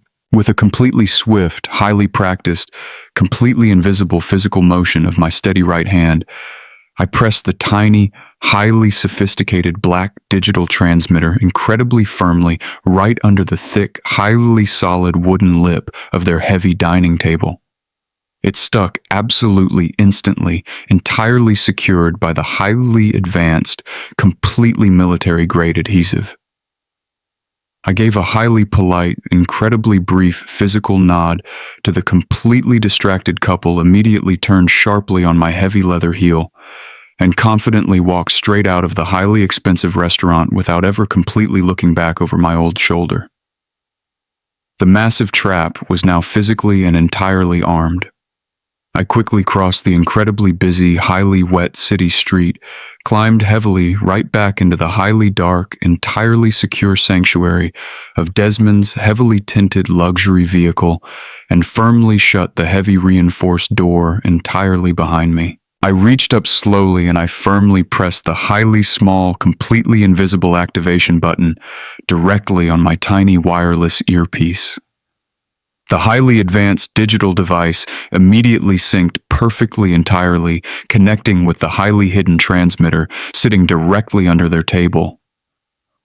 A highly soft, incredibly brief digital burst of static completely hissed directly into my right ear, followed entirely and instantly by the absolute crystal clear, highly terrifying sound of heavy ice physically clinking in a crystal glass and the completely unmistakable, highly arrogant voice of my terrible future son-in-law. I leaned heavily back against the incredibly soft leather seat, completely closing my tired eyes, entirely tuning out the highly busy, completely chaotic world currently moving right outside the highly dark tinted windows. My absolute entire physical existence was now entirely and completely reduced solely to the highly live, incredibly clear audio feed streaming directly into my highly focused brain, heavily hanging on to every single entirely spoken criminal word. For the absolute first few highly agonizing minutes, the crystal clear conversation coming directly through the earpiece was maddeningly, incredibly mundane, and completely highly arrogant. Nia was loudly and highly proudly admiring the incredible, entirely soft physical quality of her brand new cashmere coat, happily bragging about the absolutely highly exclusive, completely wealthy boutique she had aggressively purchased it from.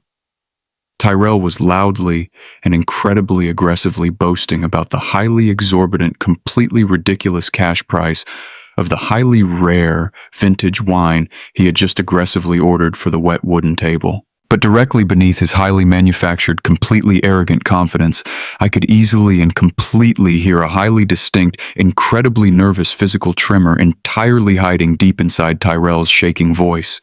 He was talking entirely too fast, his words spilling out in a highly desperate, completely frantic physical rush. He was clearly and aggressively drinking the highly expensive wine entirely too quickly, the heavy crystal glass continuously and loudly clinking right against his highly nervous teeth. The incredibly heavy, entirely suffocating physical burden of his massive $2 million criminal debt to the completely violent Miami sports betting syndicate was clearly and highly aggressively suffocating him alive, even as he sat proudly right in the absolute lap of highly stolen luxury. Then the completely arrogant, highly mundane topic of conversation inevitably and completely shifted right into the dark shadows. I heard the highly solid, completely heavy physical clunk of a heavy crystal glass being set aggressively and heavily down right onto the thick wooden table, completely followed immediately by Tyrell's highly hushed, incredibly urgent, completely terrified tone. The tiny, highly advanced earpiece successfully delivered the ambient background noise of the highly exclusive restaurant with absolutely terrifying, completely perfect digital clarity. I could physically hear the highly soft, entirely polite clinking of heavy silver flatware right against fine bone china. The highly arrogant, completely low murmurs of surrounding, wealthy, corporate conversations. And the completely gentle, highly precise pouring of highly expensive red wine by the completely recovered, highly apologetic waiter.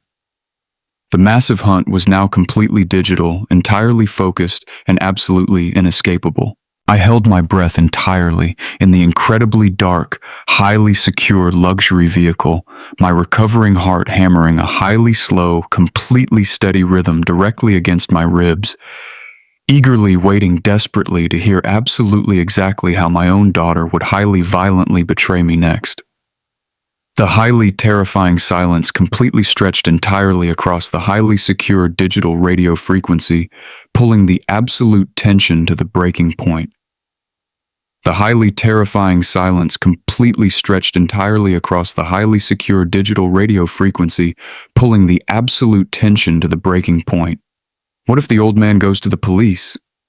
Tyrell suddenly asked, his voice strained and completely tight with genuine, highly desperate panic. He physically showed up at the family house today, Nia. He completely knows about the rapid cash sale to the shell company. What if he desperately finds a competent lawyer who will actually listen to his crazy story? What if they somehow manage to officially freeze the massive offshore transfer before we fly out to Savannah tomorrow morning? The heavy, incredibly suffocating silence that completely followed his highly panicked questions felt exactly like it lasted for an entire, agonizing lifetime. I held my breath entirely in the incredibly dark luxury SUV, my recovering heart hammering a highly slow, completely steady rhythm directly against my ribs, waiting desperately to hear exactly how my only daughter would actively respond. I still secretly harbored a highly microscopic, incredibly foolish fragment of hope that she might suddenly express a tiny sliver of genuine remorse, or perhaps a fleeting moment of deep human guilt for aggressively rendering me completely homeless and entirely destitute. Instead, a highly soft, completely chilling digital laugh floated directly through the tiny earpiece. It was an incredibly cold, utterly cruel sound that instantly made my warm blood completely freeze solid right inside my aging veins. Stop being so incredibly paranoid. Tyrell, Nia replied easily, her voice dripping heavily with absolute, entirely dismissive arrogance. My father is completely and entirely harmless. He is absolutely just a tired, highly confused old man who barely even survived a mild heart attack. He absolutely does not have the physical money, the required physical energy, or the actual mental capacity to hire a decent corporate lawyer, let alone aggressively fight a legally binding document in a massive civil court. He is probably sitting alone in that highly cheap motel right now, crying desperately over a sad cup of instant coffee and trying highly confusedly to figure out how to use his own television remote. You are frantically worrying about absolutely nothing. But he was aggressively asking dangerous questions. Tyrell pressed his massive anxiety, completely refusing to subside under her arrogant confidence. He was absolutely not acting like a confused old man. He was incredibly angry. If he maliciously makes enough loud noise downtown, he could completely ruin everything we built. He could officially delay the international wire transfer, and the Miami people will absolutely kill me. Nia sighed incredibly loudly into the hidden microphone, the highly distinct sound of a wealthy woman severely irritated by an incredibly minor, highly pathetic inconvenience. Let the old fool completely rot in that miserable motel, she snapped quickly, her beautiful tone suddenly and violently hardening into pure, completely unadulterated human malice. I absolutely do not care if he is incredibly angry today. Once his tiny bit of pocket cash completely runs out, he will inevitably become a highly pathetic ward of the state. They will immediately throw him in some highly miserable, deeply depressing county nursing home, and they will heavily drug him until he entirely forgets his own middle name. We will happily be safely in the beautiful Bahamas by Tuesday morning. Naya continued, her voice completely devoid of any human soul. The massive money will be completely and entirely washed by your violent people, and we will absolutely never have to deal with his highly pathetic, incredibly annoying complaints ever again. He is entirely just dead weight, Tyrell. He absolutely always has been. We strictly did exactly what we rapidly had to do, simply to highly comfortably survive. Now drink your highly expensive wine and proudly act exactly like a wealthy man who is getting married tomorrow. I absolutely cannot stand it when you constantly whine like a terrified child. Those incredibly specific, highly devastating words struck me with the absolute, completely terrifying force of a massive, physical blow directly to the chest. He is just dead weight. Let the old fool entirely rot. The sheer, highly calculated, completely sociopathic cruelty of her clear statement violently and completely shattered the very final foundation of my entire physical reality. In that singular, completely horrifying digital moment, the absolute and highly undeniable truth was violently laid entirely bare directly before me. Naya was absolutely not a highly naive, deeply innocent young girl who had been heavily manipulated by a smooth-talking criminal con artist. She was absolutely not a tragic victim of Tyrell's highly desperate financial situation. She entirely and completely knew exactly who he really was. She completely knew entirely about his massive gambling debts and his highly dangerous, entirely violent connections to the Miami sports betting syndicate. She was a highly aware, completely and entirely willing legal accomplice in this massive federal criminal conspiracy. When finally forced to actively choose between the ultimate safety of the loving father who had fiercely loved and entirely protected her for her entire life, and the highly criminal survival of a degenerate gambling boyfriend, she did not even briefly hesitate for a single microscopic second. She actively, deliberately, and completely chose to aggressively sacrifice my entire life. She proudly orchestrated the massive theft of my life savings and the total loss of my beautiful family home with incredibly cold, highly sociopathic precision. I sat perfectly and incredibly still in the dark passenger seat of the luxury SUV. The highly suffocating, entirely paralyzing grief that had heavily threatened to completely consume my aging soul earlier in the afternoon was completely and entirely gone forever. It was eradicated entirely by a highly surging, incredibly massive tide of pure, completely glacial federal fury. The beautiful young woman currently sitting in that highly expensive restaurant, proudly sipping rare vintage wine and happily laughing about my impending demise in a state-run medical facility, was absolutely not my loving daughter. My only daughter was completely and permanently dead. The highly greedy, completely ruthless creature currently wearing her beautiful face was simply a highly arrogant, entirely sloppy financial thief who had made the absolute fatal, completely destructive mistake of severely underestimating her chosen victim. I reached up incredibly slowly, my large, dark fingers securely grasping the tiny, wireless digital earpiece. My old hands were absolutely no longer shaking like a highly terrified, deeply confused victim. They were exactly as steady and as entirely cold as heavily carved stone.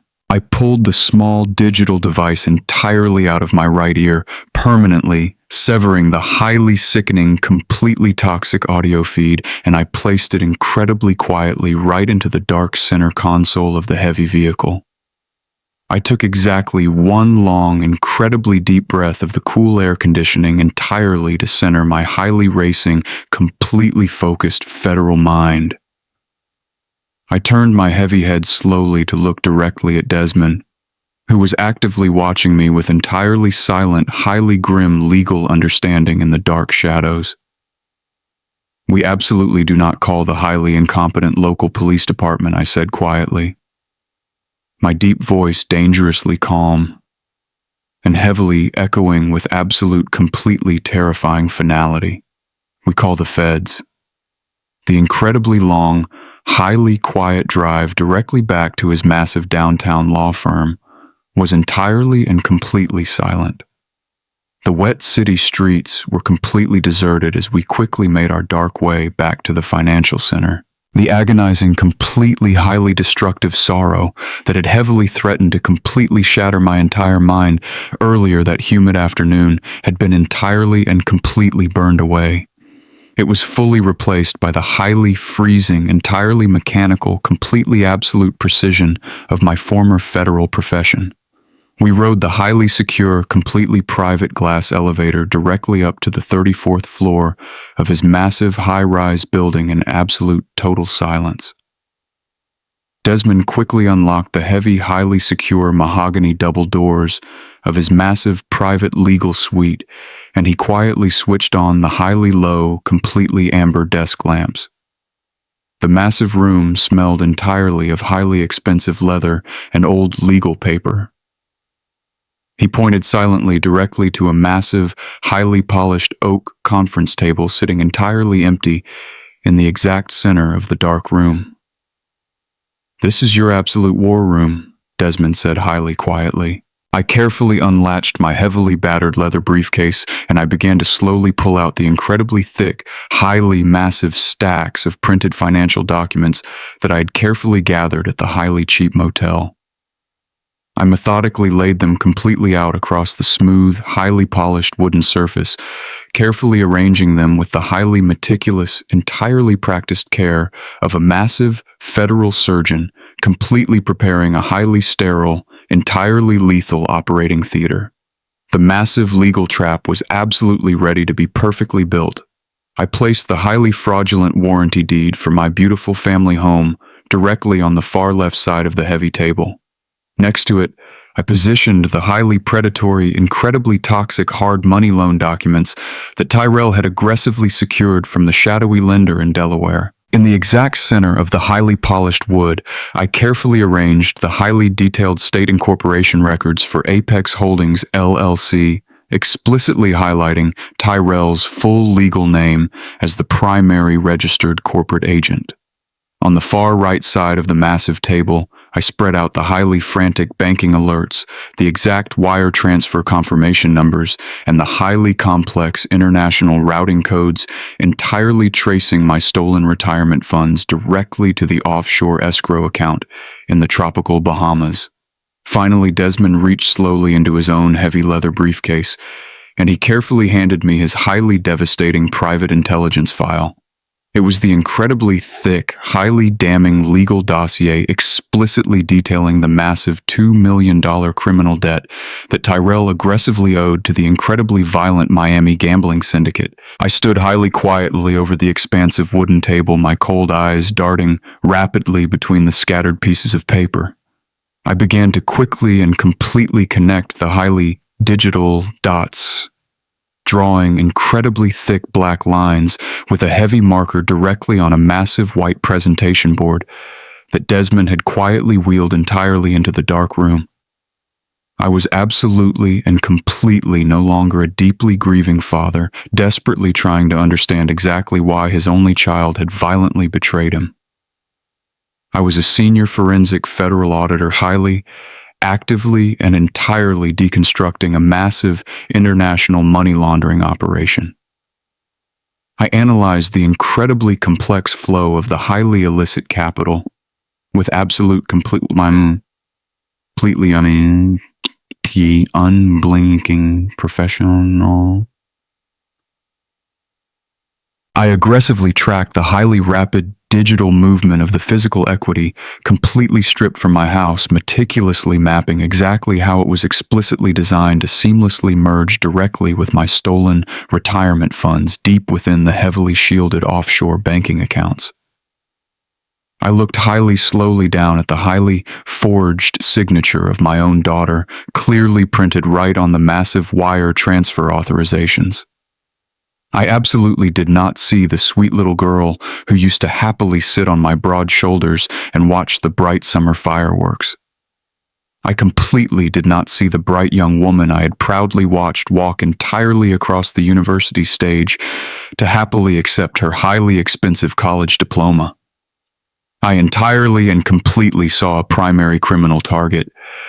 I explicitly saw the highly arrogant chief architect and the completely willing criminal facilitator of a massive federal financial crime. I was entirely treating my own flesh and blood with the exact same ruthless, highly uncompromising federal intensity I had historically and proudly reserved for massive cartel bosses, highly corrupt corporate executives, and entirely organized crime syndicates. The highly painful severing entirely between father and daughter was now absolutely and entirely complete. I was completely compiling a highly comprehensive, entirely airtight federal indictment package piece by highly meticulous piece. I happily spent the entire next 3 hours aggressively drafting a highly comprehensive forensic financial report.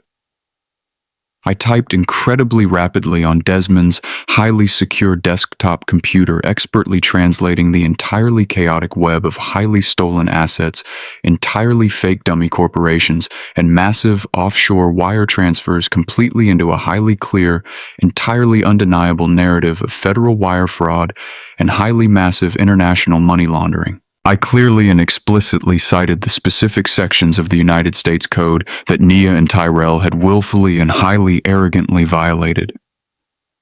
I thoroughly documented the highly exact timeline of the completely unauthorized property transfer, the incredibly rapid predatory loan origination, and the massive offshore digital movement of my entire retirement capital.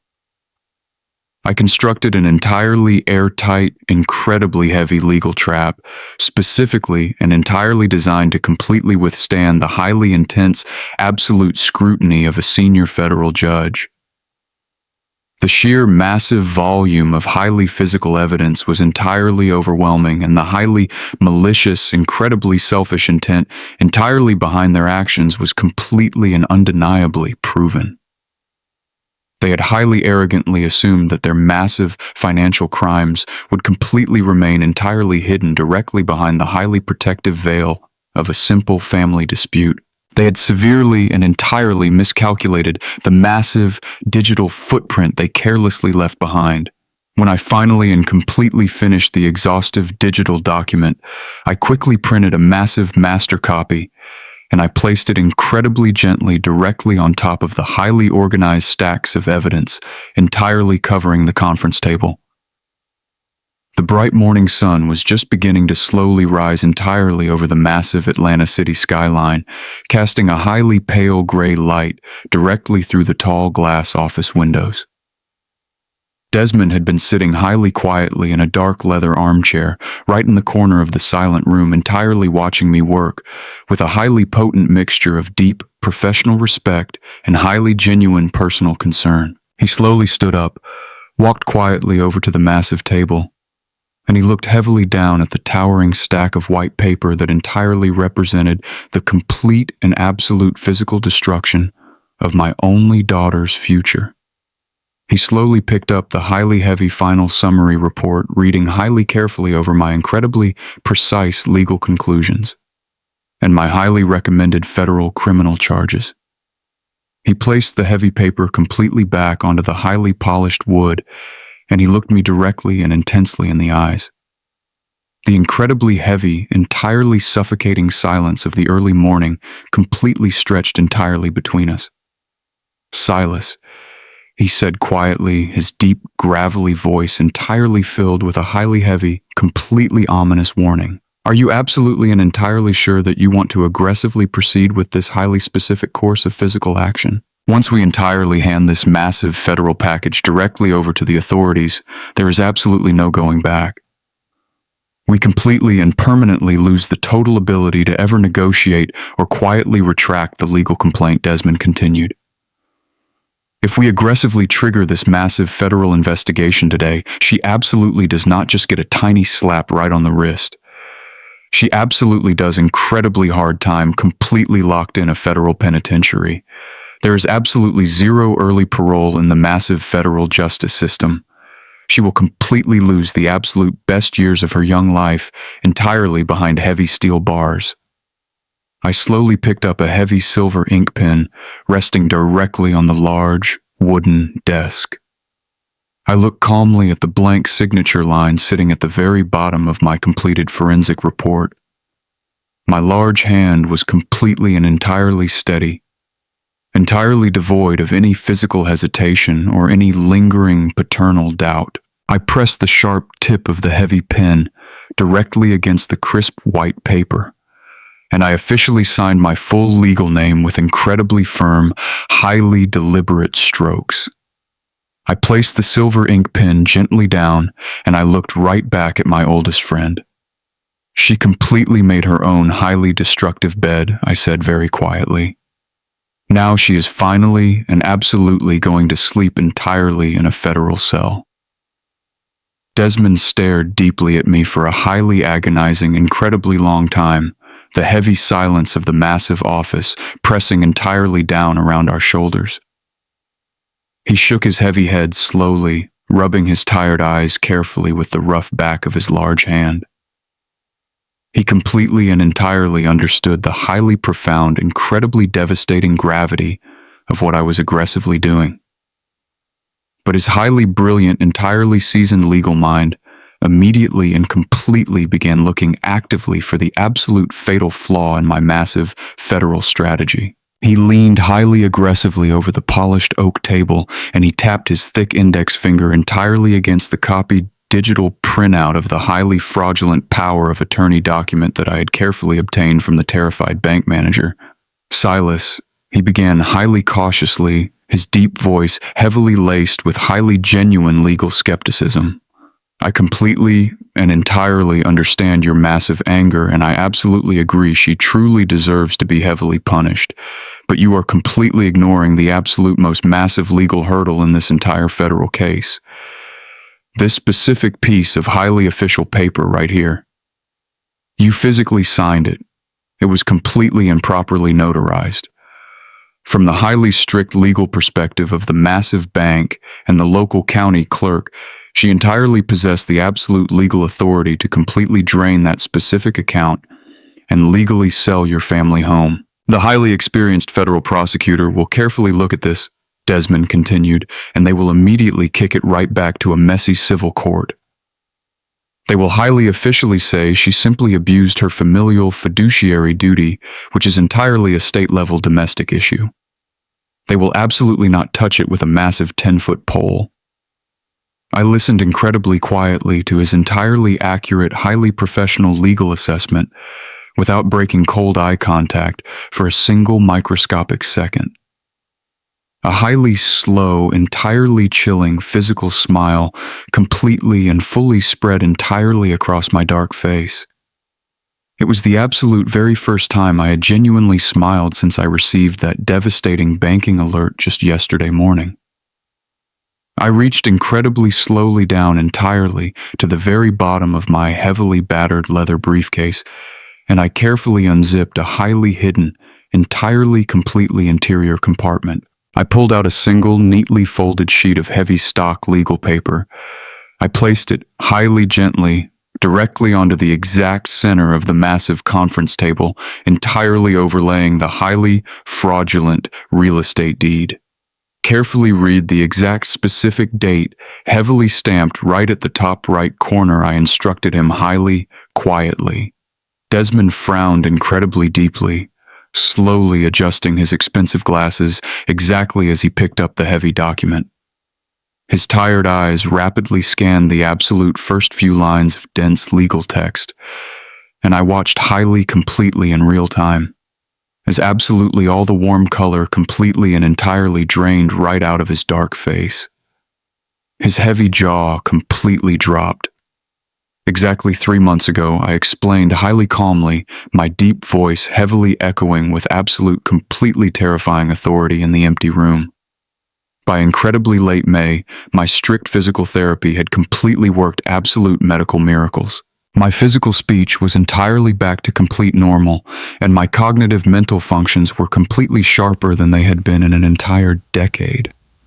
I genuinely felt exactly like myself again. I highly purposefully decided it was absolutely time to completely put my massive financial house entirely back in order. I took a highly quiet taxi directly downtown, entirely to a fully licensed public notary. I continued.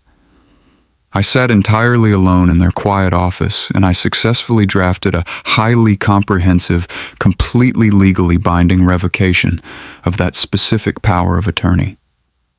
I officially signed it. I happily had it completely and officially witnessed, and then I proudly walked directly over to the massive county courthouse, and I filed it permanently entirely into the massive public record. As of that highly specific Tuesday afternoon in late May, my only daughter was completely and officially stripped of absolutely any and all legal authority over my private medical decisions, my massive real estate assets, and my entire financial accounts.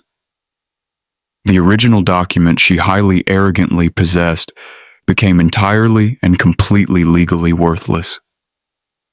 But you absolutely never told her, Desmond whispered highly quietly, his wide eyes frantically and aggressively reading the highly dense legal language of the massive revocation.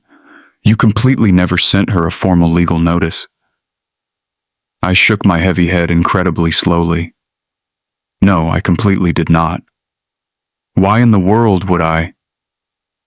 At that highly specific point in time, I still highly foolishly believed she was my incredibly loving daughter.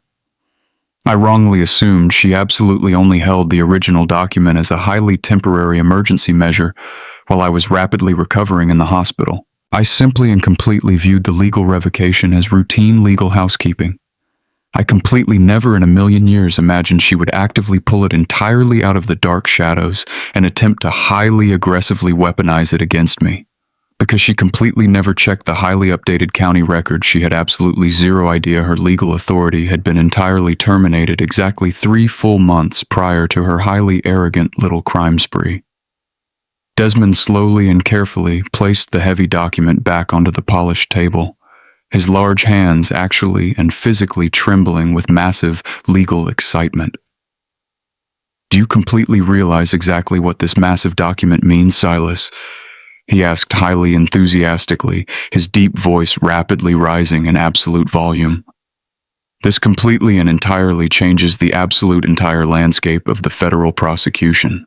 When she arrogantly walked entirely into that massive bank branch yesterday afternoon, and completely confidently presented that specific document to entirely authorize the massive wire transfer, she was absolutely not an overzealous family member legally abusing a fiduciary duty.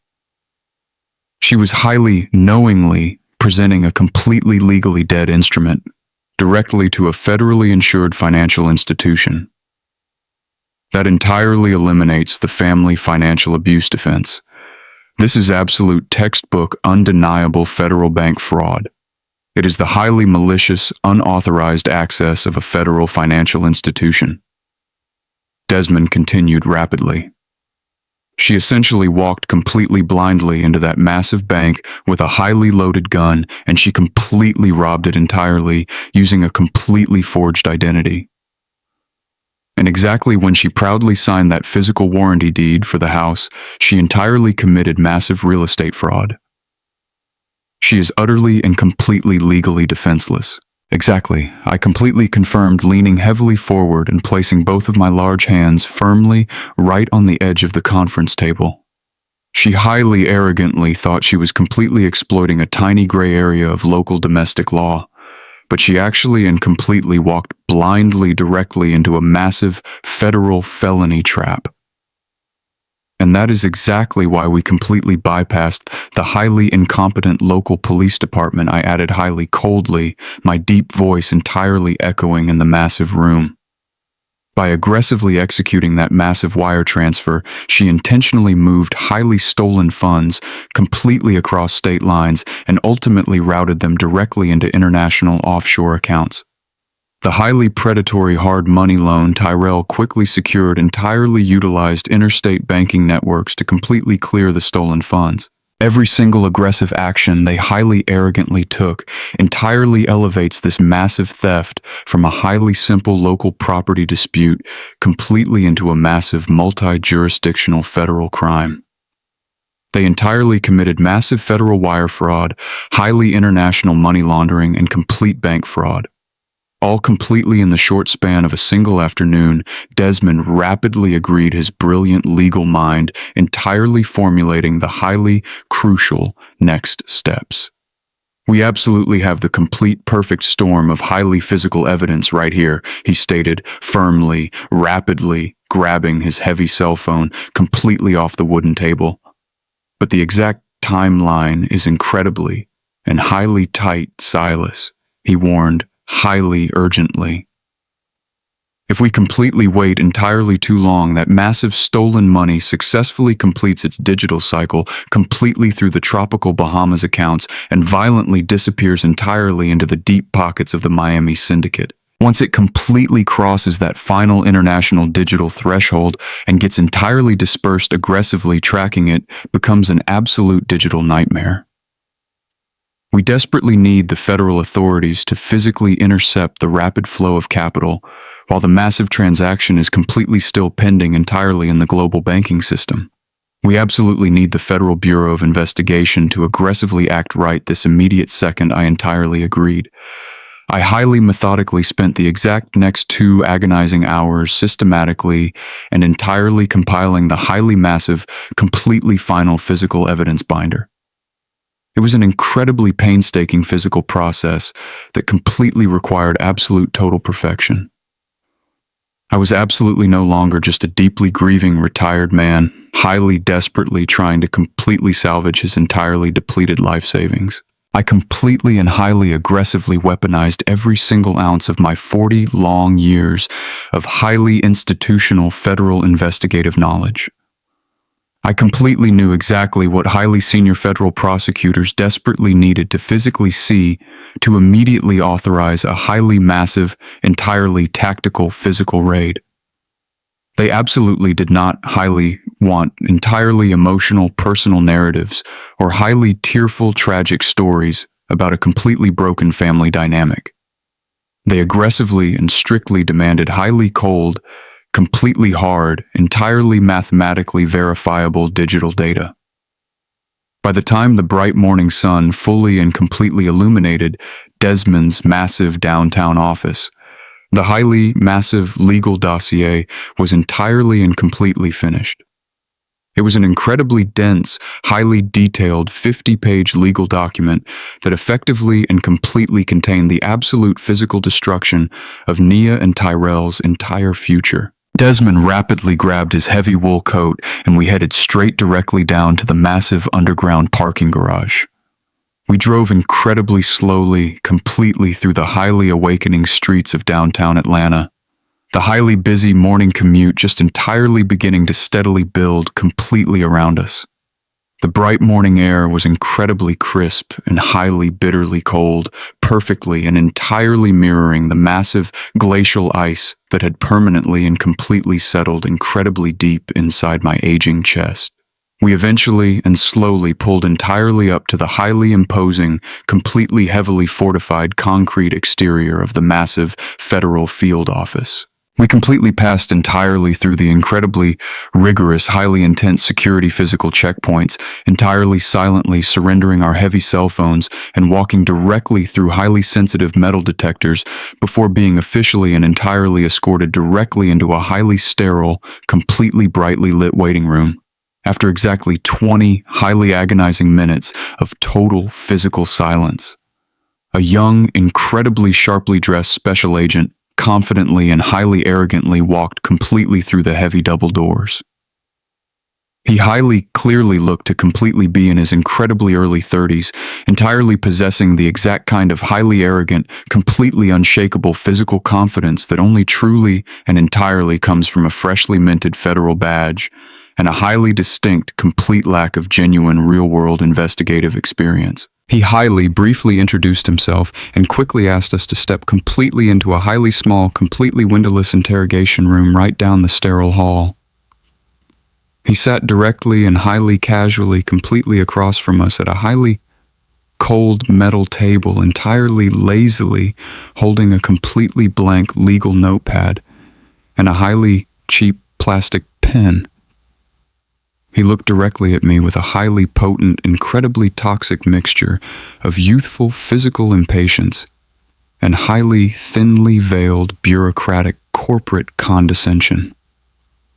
"Look, Mr. Brooks," he sighed highly, heavily, entirely, leaning completely back lazily in his highly cheap metal chair, completely before I even entirely had a real physical chance to speak. I highly, briefly reviewed the entirely preliminary intake notes directly from the front security desk out there. "I completely and entirely understand that you are incredibly upset today about your only daughter highly arrogantly taking your retirement money, but the federal government simply does absolutely not highly handle messy domestic disputes or highly complex family inheritance arguments. You really and desperately need to simply hire a highly local civil attorney and immediately take this highly personal grievance directly down to family court," the young agent continued, highly arrogantly. "If she entirely possessed a highly signed legal power of attorney, there is absolutely completely nothing the federal government can legally or physically do for you today. It is strictly and entirely a completely local civil matter, and you are honestly and completely highly wasting our entirely valuable federal time today." I absolutely did completely not say a single highly solitary word in direct physical response to his highly arrogant, completely unearned bureaucratic dismissal. I highly simply reached incredibly deep right into my highly worn leather briefcase. I quickly pulled entirely out the highly massive 50-page forensic legal dossier, and I violently slammed it entirely and forcefully directly down onto the highly cold metal table with a completely deafening, highly massive physical crack. The entirely deafening, incredibly heavy physical thud of the massive leather binder aggressively hitting the highly thin metal table entirely echoed highly sharply, completely inside the highly small interrogation room. The young, incredibly arrogant federal agent physically jumped highly, slightly, completely in his metal chair, his highly condescending, entirely unearned smirk absolutely, instantly, and completely vanishing. He opened his mouth entirely to aggressively reprimand me for the highly sudden, violent, physical outburst, but the incredibly loud noise had already successfully and entirely attracted highly serious attention right from the sterile hallway. The heavy metal door violently swung highly wide open, and an incredibly older, highly sharply dressed man stepped entirely into the small room. He wore a perfectly, entirely tailored dark suit and proudly carried an entirely unmistakable, highly massive air of highly seasoned federal authority. It was the absolute highly senior special agent, completely in charge of the entire massive Atlanta field office. He glanced highly briefly at the entirely startled young rookie agent, and then slowly turned his highly sharp, entirely calculating physical gaze directly toward Desmond and me. For a highly brief physical moment, his completely weathered expression was perfectly and entirely neutral, but then his old eyes completely widened, highly, slightly, entirely in genuine physical surprise. "Silas Brooks," the older agent said entirely, highly, quietly. his incredibly deep voice completely and entirely steady. I completely and highly honestly thought I entirely recognized that highly relentless physical stare. It has completely been over an entire long decade since that massive corporate embezzlement trial downtown.